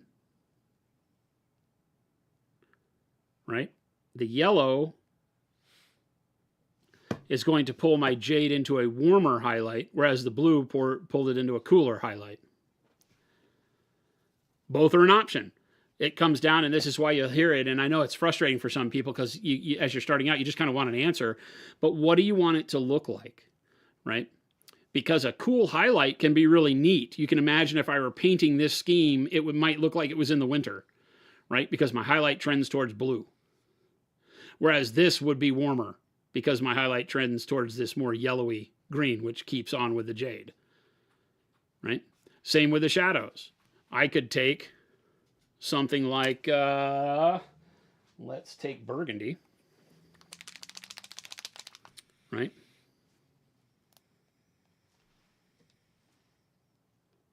Millie Baines just rated us. Hello! Right, so if I take burgundy into bright jade, I'm going to get a really neat color for a shadow, but it's going to be a little bit more purpley because of the burgundy. right? Works great with the jade still. And gives me a neat shadow color, but it's going to make a warm shadow. So I could use these three. So you start to have a lot of fun thinking in terms of, okay, if I learn to mix and I think about volume and value of color first rather than color itself, you'll go into a much safer space, because what you'll be looking for is a darker color than what you've picked. So I've picked bright jade, right? And I want a darker color to shade it. I look at my paint collection and I just look for dark colors. I could use gray. It's darker, right? Play with that. Mix those two together and see what happens. What neutral colors like black, gray, and white will do is they will desaturate your color almost immediately. If I mix gray into this, it's going to get darker, but it's going to lose a lot of the punch of its color, which is why I tend to lean into things like blue, dark blue. Same darkness as the dark neutral gray. Still going to give me a dark color, but because it has blue in it, it's going to keep some of the color of the jade. It won't just turn it into a gray, okay? But I can pick a dark color. Like I said, I picked burgundy. You know, a lot of people would never think burgundy would work. Why would I use a red? If you look at your color wheel, this is a no-no, right? You're not going to use a red to shade a green necessarily, but you can in this color. You're going to lean into the blue. It's going to pull a lot of the blue out of here and give you that kind of purplish tone for your shadow, which could be really cool. So again, just take a darker color when you're learning, pick your midtone, pick the color you want the model to be, and then pick a darker color, any color from your collection, mix them together and see what you get. Sometimes you're going to hate it. You know, pick a dark orange and mix it with it. Maybe be like, bleh, you know, but sometimes you find something that's really cool, you know, because maybe you were trying to make it look like it was muddy, dirty, combat-oriented model, and you get that dirty, rusty feel out of mixing that color together. Then pick a brighter color and mix it with that middle color and play around with a lot of brighter colors. Try white to see what white does. Then try something like a white blue, a pale yellow, a pale green, something turquoise, whatever you choose. Just something that's a brighter version of that color, right? And then you'll be able to mix those together in terms of overall contrast on the model. And that'll get you comfortable with mixing, because now it eliminates the fear. Because you went into it knowing I need a darker version of the color and I need a brighter version of the color. Try everything, see what you like, and paint with those, right? And then you can start getting into, once you start learning, you'll find out that, ooh, reds and greens make these really kind of cool, rich browns and things like that. And you can start playing in that range. Then you can start mixing color for color's sake, right? And then you've mixed your main color out of a couple of colors, and then you're going to have to darken and lighten that. So it takes you back to the roots of where you started, saying, okay, I've mixed this really cool brown, but now I need a shadow for it, and I need a highlight for it. So you're back into thinking about it from that sense. So I always tell people to start there. Start thinking from mixing a dark color and a light color with the color you want the model to be. And that'll lead you down the right path. Ta-da! And I'm putting paints back. I don't know if they're going back where they're supposed to go, but I'm putting paints back. So I deserve an award. There was a question a ways back about palette paper. I kept selling. What kind of palette paper do you use? What brand of palette paper do you use? It's called like Gray Matters or something like that. Comes in, we use the 11 by or 12 by 17, 12 by 18 or something like that. I know. So we have this wonderful palette can, but yeah, it's just plain gray palette paper. I strongly suggest using a gray, not a white or a black or anything like that. The neutral gray really lets the colors be what the colors are. You're going to see them for what they are out of the bottle. A white is going to give you way too much contrast. You're going to think the colors are darker than they really are. Then you're going to paint with them. They're going to be brighter, and that'll mislead you. So make sure that whatever palette you're using has a gray or a neutral. Some people like a beige, you know, but I prefer gray. Bud said, "Big round of applause for Chris for an amazing job on the set and production," and I agree. Yeah, for day one. Looks fantastic. No more dual painting. Chat, I am overwhelmed with possibilities right now. It's a good thing. Which is amazing. We said it's funny because we've been sitting around in the office. You're seeing exactly right. Like that paint mixing thing is exactly what we do every day here. And all of that gets lost in the warp, you know, and lost in a 3-hour video. So everything we've done here at the New Year is to make it to where Chris can do his magic, grab that out. That can be a short now on YouTube, hopefully.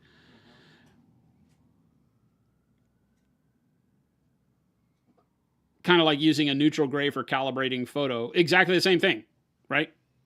because you're messing with the tonality of the photo. You can bring your vibrancy down if that's what you're trying to do. It kind of works as almost a buffer to the full exposure settings, right? If you put that filter on there, you can still go high brightness, but then you can layer a gray on it and bring all of your brightness down, but keep it all kind of together, because the gray gives that coloration to everything. It's what sepia toning would do.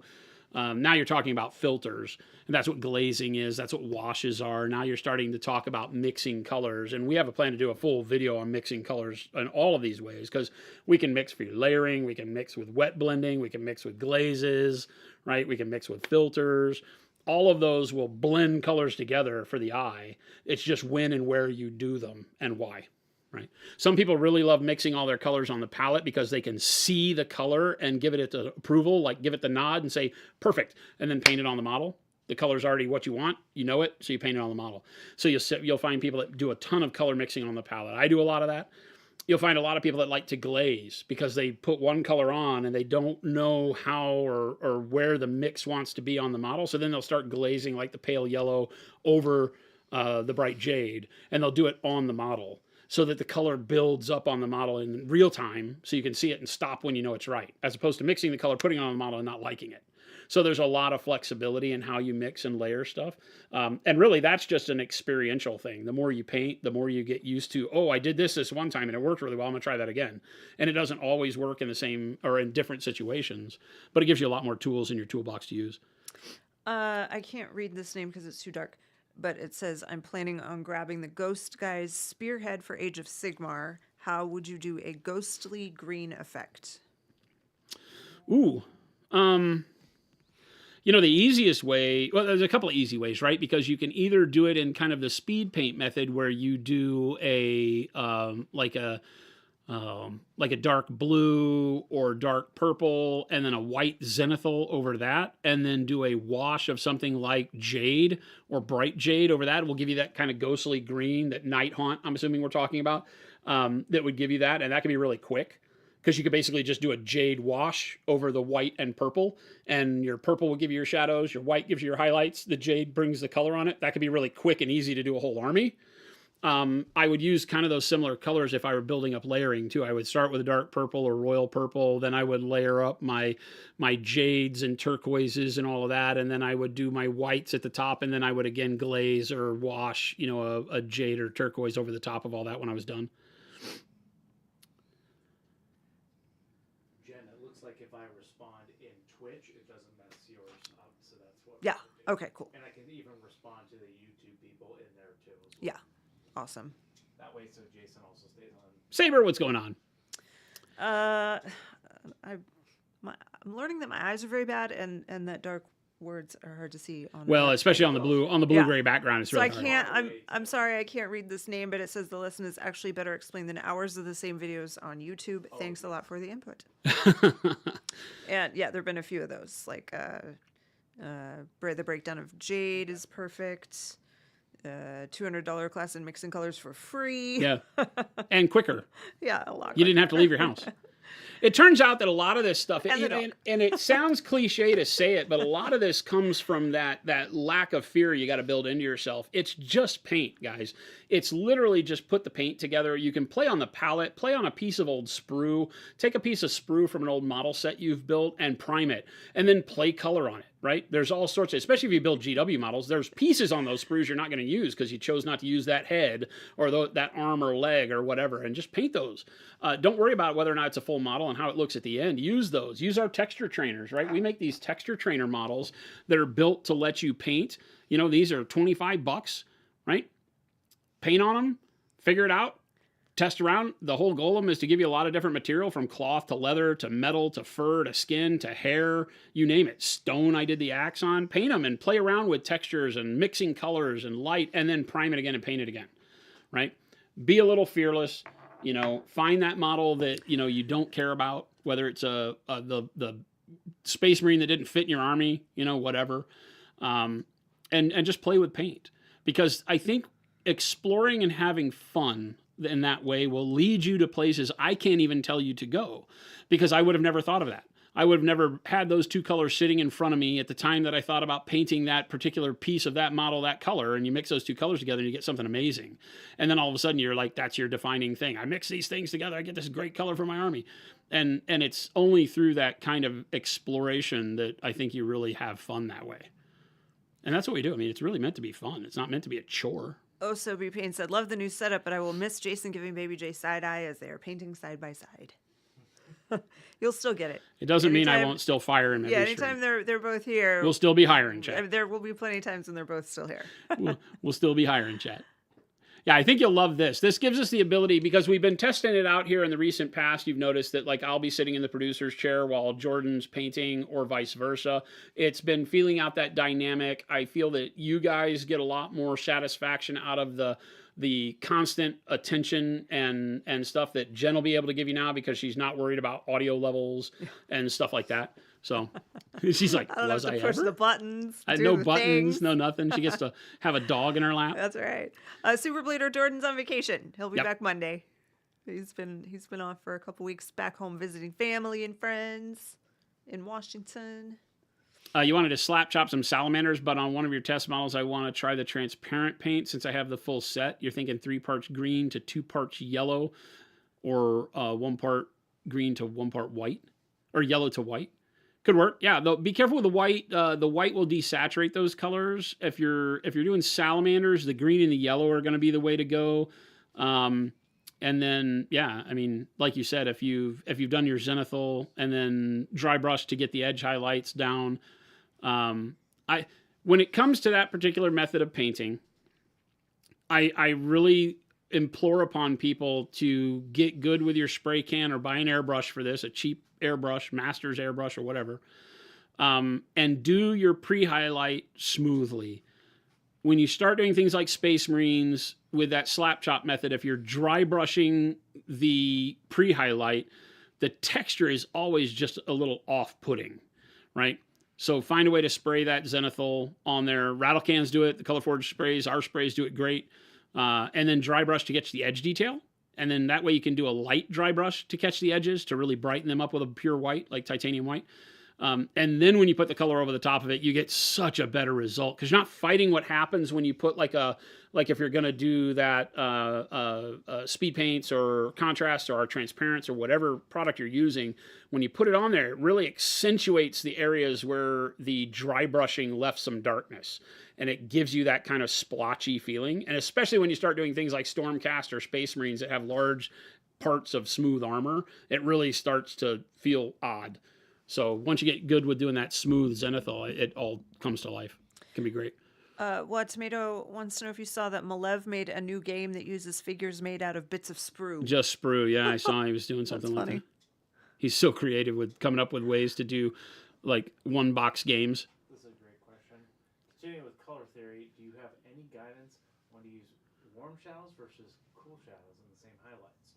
Is it usually warm for one cool or others? Kate Beardy, that's a great question. When determining how to do color temperature for shadows and highlights, one of the biggest considerations is the environment you're trying to paint the model into.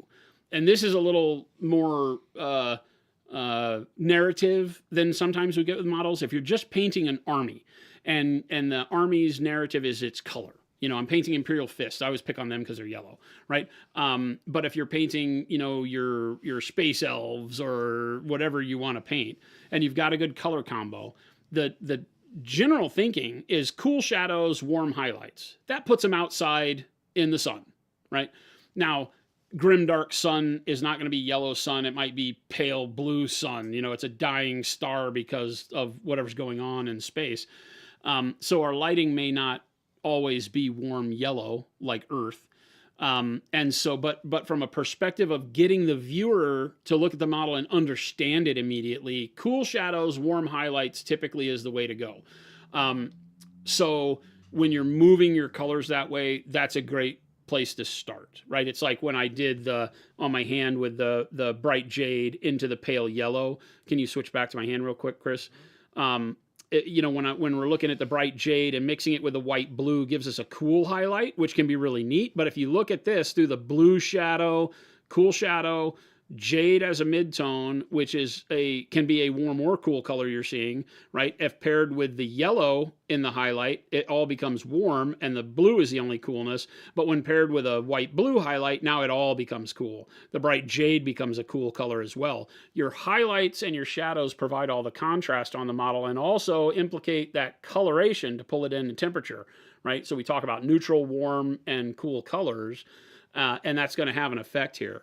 So going with a warm highlight kind of places it in an environment that might be more conducive to just the person understanding it's outside or whatever. But nothing is off limits. For me, it's amazing. When I paint blue, I typically go with warmer shadows. So I'll start with purples for blues. I start with purples for everything. Like who am I trying to kid, right? I love purple shadows because purple lets me focus on either cool or warm. I can then dictate the cool nature or warm nature, especially with something like skin, based on where I pull the skin tone to. Right here with a lot of magenta and purples in the shadows, I get warmth to the skin, but it's in the recesses, which makes it look itchy or irritated, which is what I was going for when I did the pale magenta skin, so that he looks like he's not been out in the sun warm. He looks like irritated warm, because that warmth is not where it should be. Warmth on the top of the muscles, top of the shoulder, top of the head means outside and healthy. Warmth in the shadows means itchy, irritated, not quite right. Needs to see a doctor, right? So you can play with both. But warm shadows can also be used if you're doing like an environment where they're around lava, where you can imagine that you're going to take the cool nature out of the environment and make it all hot and sweaty and grimy. So it's really up to you. But the typical point to start from is something like a dark blue, dark purple that can lean into a cool nature, then your main base colors, and then a warmer highlight. Saber asks if you have your own independent Instagram or pages. I see a lot of models you guys paint, but never see them up on the pages that you guys have. No, people have asked me that a lot. If I should have Jordan does, but I don't think he uses it very often. What's that? Jordan has an Instagram. Jordan does, but he doesn't use it. But I don't think he posts very much on it. No. But when they finish models, they're usually like in our ads. So like they've painted things fully, and rather than just posting them as a post, we put it in an ad to promote the paint. Pedro says rub belly for luck. Yeah. She's only been with us for a week. She was a complete stray off 1 the street. She's been with us for a week today, and she's been showing her belly for days. Yeah. She, not in a submissive way. She was very protective for the first couple of days, and then she just warmed up and was like, pet my belly. Yeah. So. And now, I mean, like, she just passed out. That's just what she does. Cape, not a problem. Great question. They get along great. It was a little Touch and rough go at the first. first couple days, but now they're tight. Yeah, They're touch and go at besties. first, but now the dogs are like thick as thieves. Yeah. Pop Chicken, I've been experimenting a lot with having a side that has warm highlights and shadows and another side with cool highlights and shadows. What are some things that I should be thinking about with this approach? It's a very, how should I put it? It's a very dramatic lighting or environment type of painting that a lot of the European bust painters will use, because it allows you to explore color in a very unique way. And it shows a particular professionalism in painting when you get it right. Because understanding how those colors work when they are light sources, now we're talking about OSL, because you're no longer just talking about the warmth of shadow being part of the model, but being part of the environment specifically as a light source, because you've got like a warm fire that the dwarf is sitting by, and so he's uplit with warm fire colors, and then the back of the head and the shoulders and everything have blue moonlight, and so you've got that cold night air feeling from the backside and warmth from the front, and somewhere in the middle you got to find the color the model really is. And so it's hard to pull off, because you'll see a lot of people that will go from, some warm firelit side, then they have the color of the actual skin, like my skin, like here. You'd see this, and then it would start turning into reds and oranges on one side for the fire and blues and whites on the other side for coolness. The problem is this color would never exist in that environment. There is no white light in that environment, so you have to be careful not to show the way it would look in normal sunlight. right? I say white light. It, you know, that yellowish white light that the sun would do is what I'm looking like here. We have specific full spectrum lighting in here for it so that we look the way we really do. So you wouldn't have this look unless you were outdoors in this temperature of light, at which point you would not have the warmth and the cool because they'd be overblown by the light that's making this. So that's a conversation about understanding of light and intensity and frequency of light, because you can't have them all. And so I see a lot of painters that paint them all, and it's immediately a no-fly zone for me. If you're going to do that, you really are talking about cold, dark, and bright, warm, and they have to find a way to meld in the middle, and that's where your strength of your painting comes into play. Because you really aren't going to get the real color of what you're looking at. It's going to need to exist in that desaturated gray zone of kind of like when there's half light, right? What does skin look like in half light? It's this coloration, but with that gray filter over it, right? So you're going to have to paint it in that kind of muddy color that goes in between your two light sources, because there's not enough light to bring definition to the colors of the skin and the clothing and all of that where those lights don't hit. So it's a great way to test yourself and can look fantastic when you nail it. Derpsick wants to know if ivory tones would work well for Tyranid skin, like dark ivory for the base.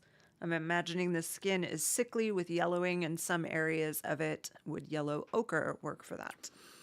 Ooh, yeah, I like the idea of like orange brown as a base for that, and then maybe yellow ochre, and then your ivories over the top of that could be really cool. Yeah. Yeah, I don't know that dark ivory as the base would be where I'd start. Again, I typically think of my base color as having more of an impact on the feel of the model, not just being a darker shade of color of what the model wants to be. So if the chitin wants to be, you know, bone ivory style coloring, then I look at the shadows like we're just talking about as part of the environment. Like, is it dirty where this bug is? Is the bug itself just kind of like there's a dirtiness to it? You know, I imagine cockroaches as being really dirty, and that leads me to Tyranids just being kind of dirty. So the shadows I would want to be dirty. So a dark orangey brown burnt sienna base coat would be great. And then you can layer the ivory over the top of that. You could do dark ivory over the top of that and then build your ivories over the top of that, and you'd get this kind of neat rusty shadow that would underpin it all. I'm trying to think. We don't have every model that we want out here, so I'm trying to think if we've got anything that we've got. I don't even know what model I would ask you to grab for that, because I don't have. Jordan has a half painted Tyranid, but not in the way. Not in those colors, yeah, not in those colors. But that's where I would start, is thinking in terms of my shadows being a little dirtier, to get that kind of yellow jaundice look that I feel like you're saying. And you could do yellow ochre. Would work really well there too. Yeah, the Monument Hobbies account on Blue Sky is actually us.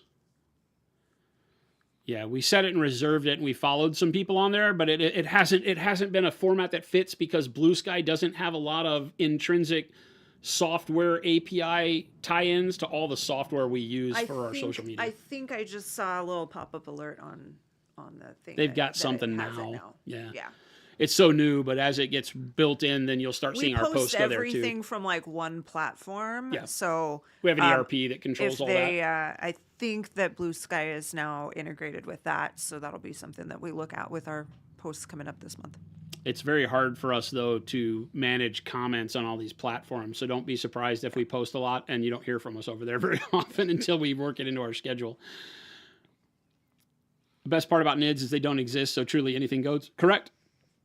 And that's a great conversation in and of itself. We paint in this world of fantasy and science fiction, which is all fantastical stuff that doesn't exist in a lot of cases. And how do you then, you hear me talk about uncanny valley a lot. How do you create the sense when the viewer is looking at the model that, ooh, I get it, this thing could be real? Because, yeah, you could paint hot pink Tyranids. They don't exist, choose your colors. But if I see hot pink bugs, it takes a little bit of, and I dread to say realism away from it, but it makes it less believable than it already is. So I would say if you're going to do hot pink, do like a hot pink, you know, almost like you can imagine Tyranids that are like this demonic flesh. Get the hot pink in the shadows and then do them like almost a pale flesh tone, because then that makes it an ooh. Like, oh, what if there were bugs that were like that? Like, is that flesh? You know, that uncanny valley is something that we have the opportunity as painters to do on every model, to make it to where it's something that, even though it's unrealistic in its form, to the viewer, it's almost real, or it has an aspect of realism to it because of the colors we've chosen that makes it like, ugh. You know, I always go back to that one. You've seen the Great Clean one. Yes. You've seen this model, the Great Clean one. You know, the Great Unclean one, but a person out on the internet hobbied it to where he made it all smooth like Buddha. And it doesn't have any pustules or pock marks or anything on it anymore. It's just this big grinning Buddha, and painted it like flesh. And it is the most disturbing thing ever because it is alien, but it could be a dude on a mountain. You know, it could be like a thing in history or something. It's really crazy. So I'm a fan of that. I love the idea that, yeah, they don't exist, do what you want, but find a way to bring a little realism into every piece that you do, whether through lighting or through color, that make it one of those, because that's really where the hobby comes alive, when you start looking at these models and it's like, oh my God. Ghost Hunter's like, did somebody say hot pink? We did, actually. This is why you prefer not to paint historical. It's too restrictive. Everything else is fair game to go wild. Yeah, I have a I personally talk about it all the time. It's why I don't paint a lot of superheroes and things like Star Wars, because people already have an expectation what that color is and everybody knows it.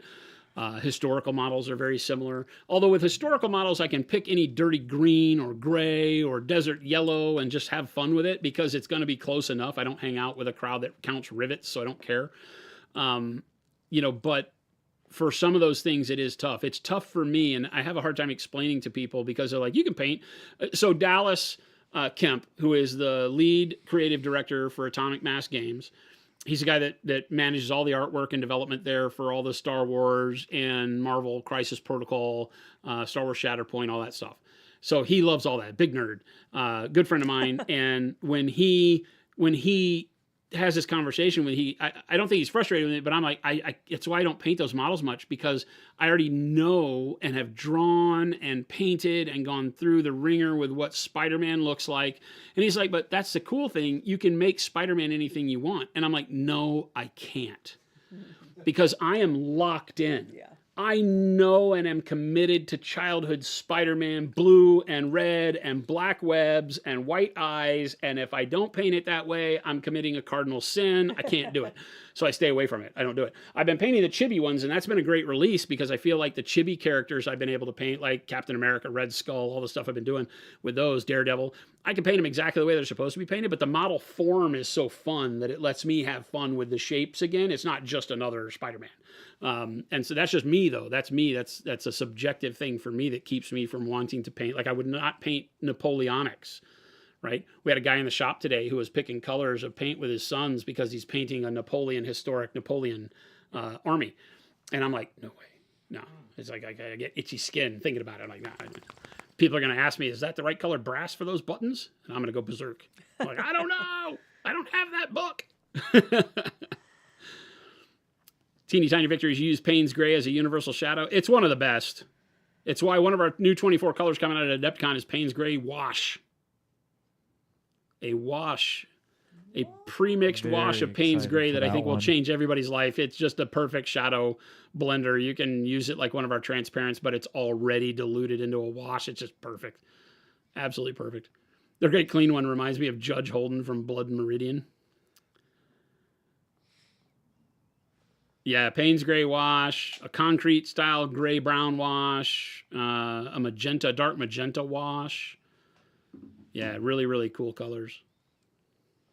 What is the Pantone code for the Desert Fox uniform jacket? We get that question a lot. We have a lot of people that want us to go in and make a military line, and we've sort of non-committally committed to doing a line of military colors that will allow us to have a range of 24 to 48 international color code ICC or national color code NCC or whatever it goes by in the particular color, that would probably date back into some World War II, Korea, Vietnam era colors. I won't do modern ones because I don't care.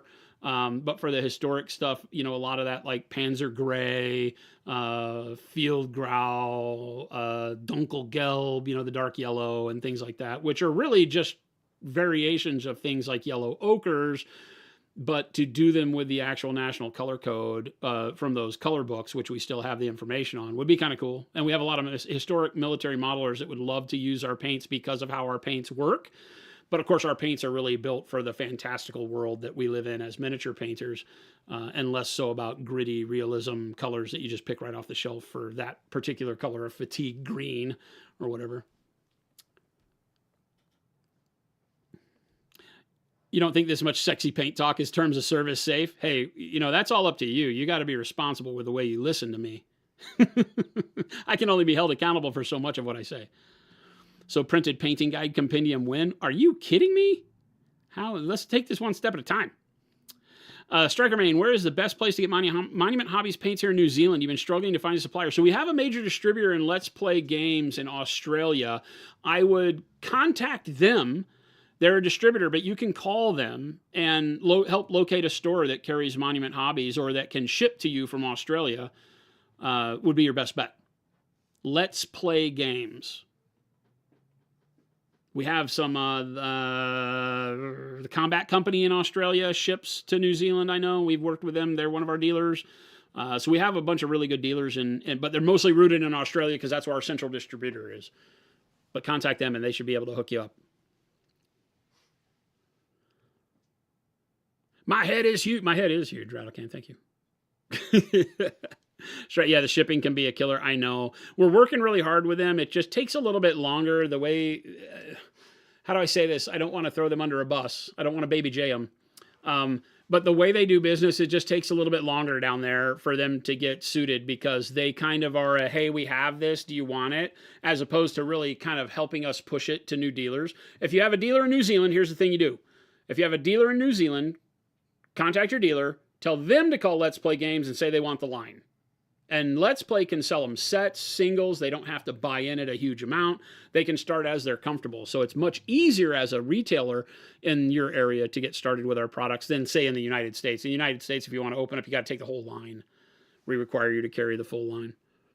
So that's actually the way to do it. Put it off on your retailer. Tell them, hey, you want my money? Call these people.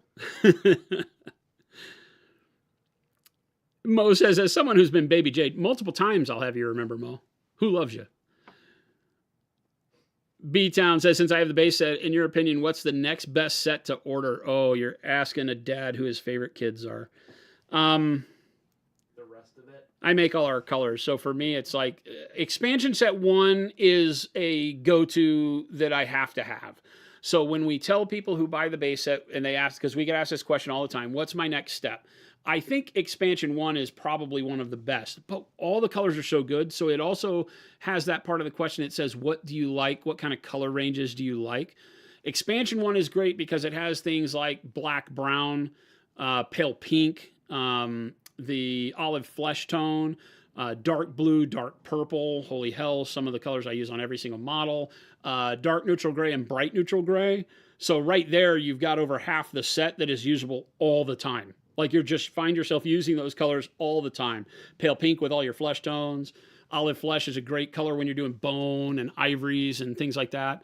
So there's a tremendous amount of colors in expansion set 1 that are just, you can't live without them. Yellow ochre, for crying out loud.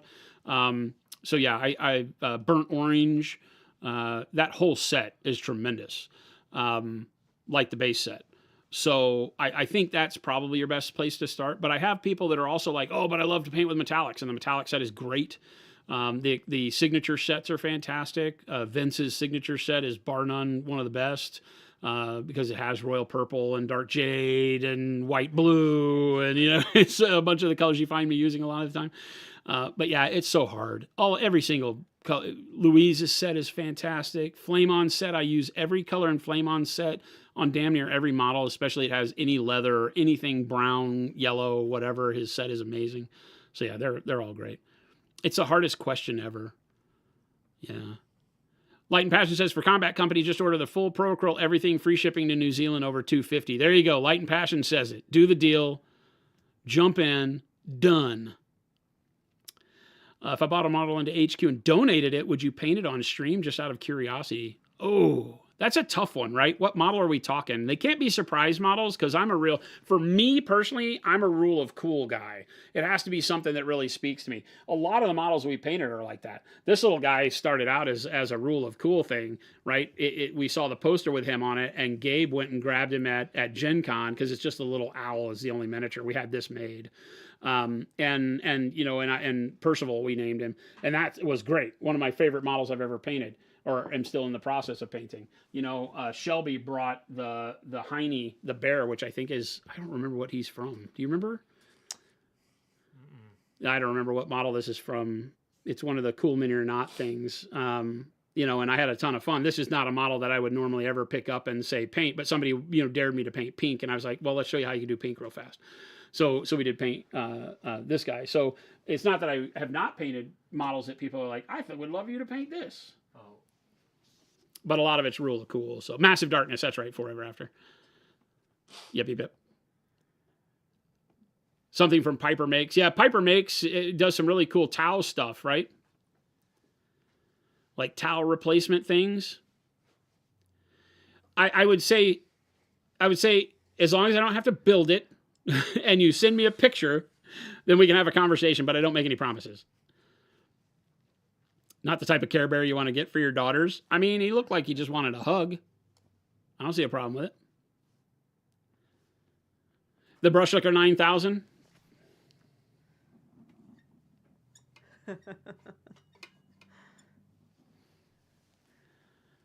Yeah, I'll make Jay build it.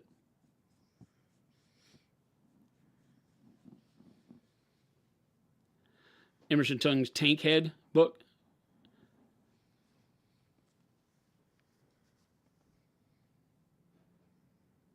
I think there's a video game called Tank Head coming out.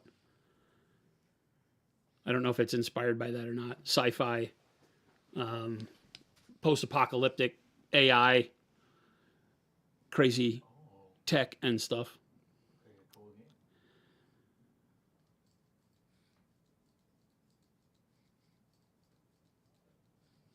I hope we caught everybody's questions. It's closing time. A time to put most of them, I think. The first stream of the new year to bed. Thank you guys and gals for hanging out with us. If it's brought to Adepticon, I will build it for the low cost of company and a drink. That's cheap. That's cheap. It doesn't even matter what drink it is. Panda didn't specify. Browntown Manu, what's going on? Happy New Year to you as well. B-Town, thank you. You guys have been great. This is, we really wanted this to be a casual, relaxed, kind of ask me anything stream. As we got back in, you can see the new stream duds that we've done. We're really excited to continue sharing these with you. I think you were able to probably grab some good stuff out of today. Yeah. I mean, for day one, I think Chris is over there just blown away. I think it's working exactly the way he dreamed it up. Because the whole goal with the new setup is to be able to take a lot of this information that's really great and gold on stream and turn it into searchable content for you on the YouTube and on the website so that we don't lose it. Because for 9 years we've been doing this 5 days a week at minimum, and we've got more content than anybody can ever imagine. It's just really hard to pick through.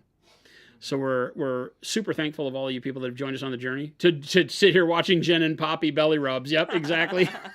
and my big head. You finally can see all the wrinkles in my age. Chaos, thank you. The Imperial Armor Model Master book has also been cool inspiration, but tried Pro Acrylic paint for the first time today. Was a great feel and more into experimenting with those, and maybe if I'm brave enough, mess around with pigment powders. Awesome.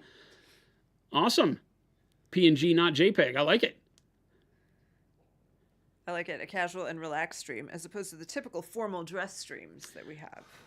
Yeah, we weren't required to wear pants today, so it's been really nice. But we all did. Little airy. Except Poppy. Little airy. Yeah, I was going to say. Everybody else has pants on. Damn near naked except for a sex harness over there. You have no idea what I'm wearing.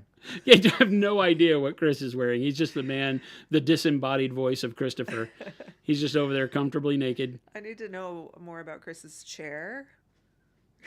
Oh, he has this crazy, and as soon as he brought it in here and showed me, I started seeing it on ads everywhere. Oh, yeah, it's how you know you're in the Matrix. We are in the Matrix because they can't possibly Swapper know. chair, and It's we very are not bouncy over sponsored. there. It's like a pogo stick chair. It's crazy. I thought maybe it was like an exercise ball. It acts like one of those balancing, Yeah. like core balancing chairs. Yeah. Okay.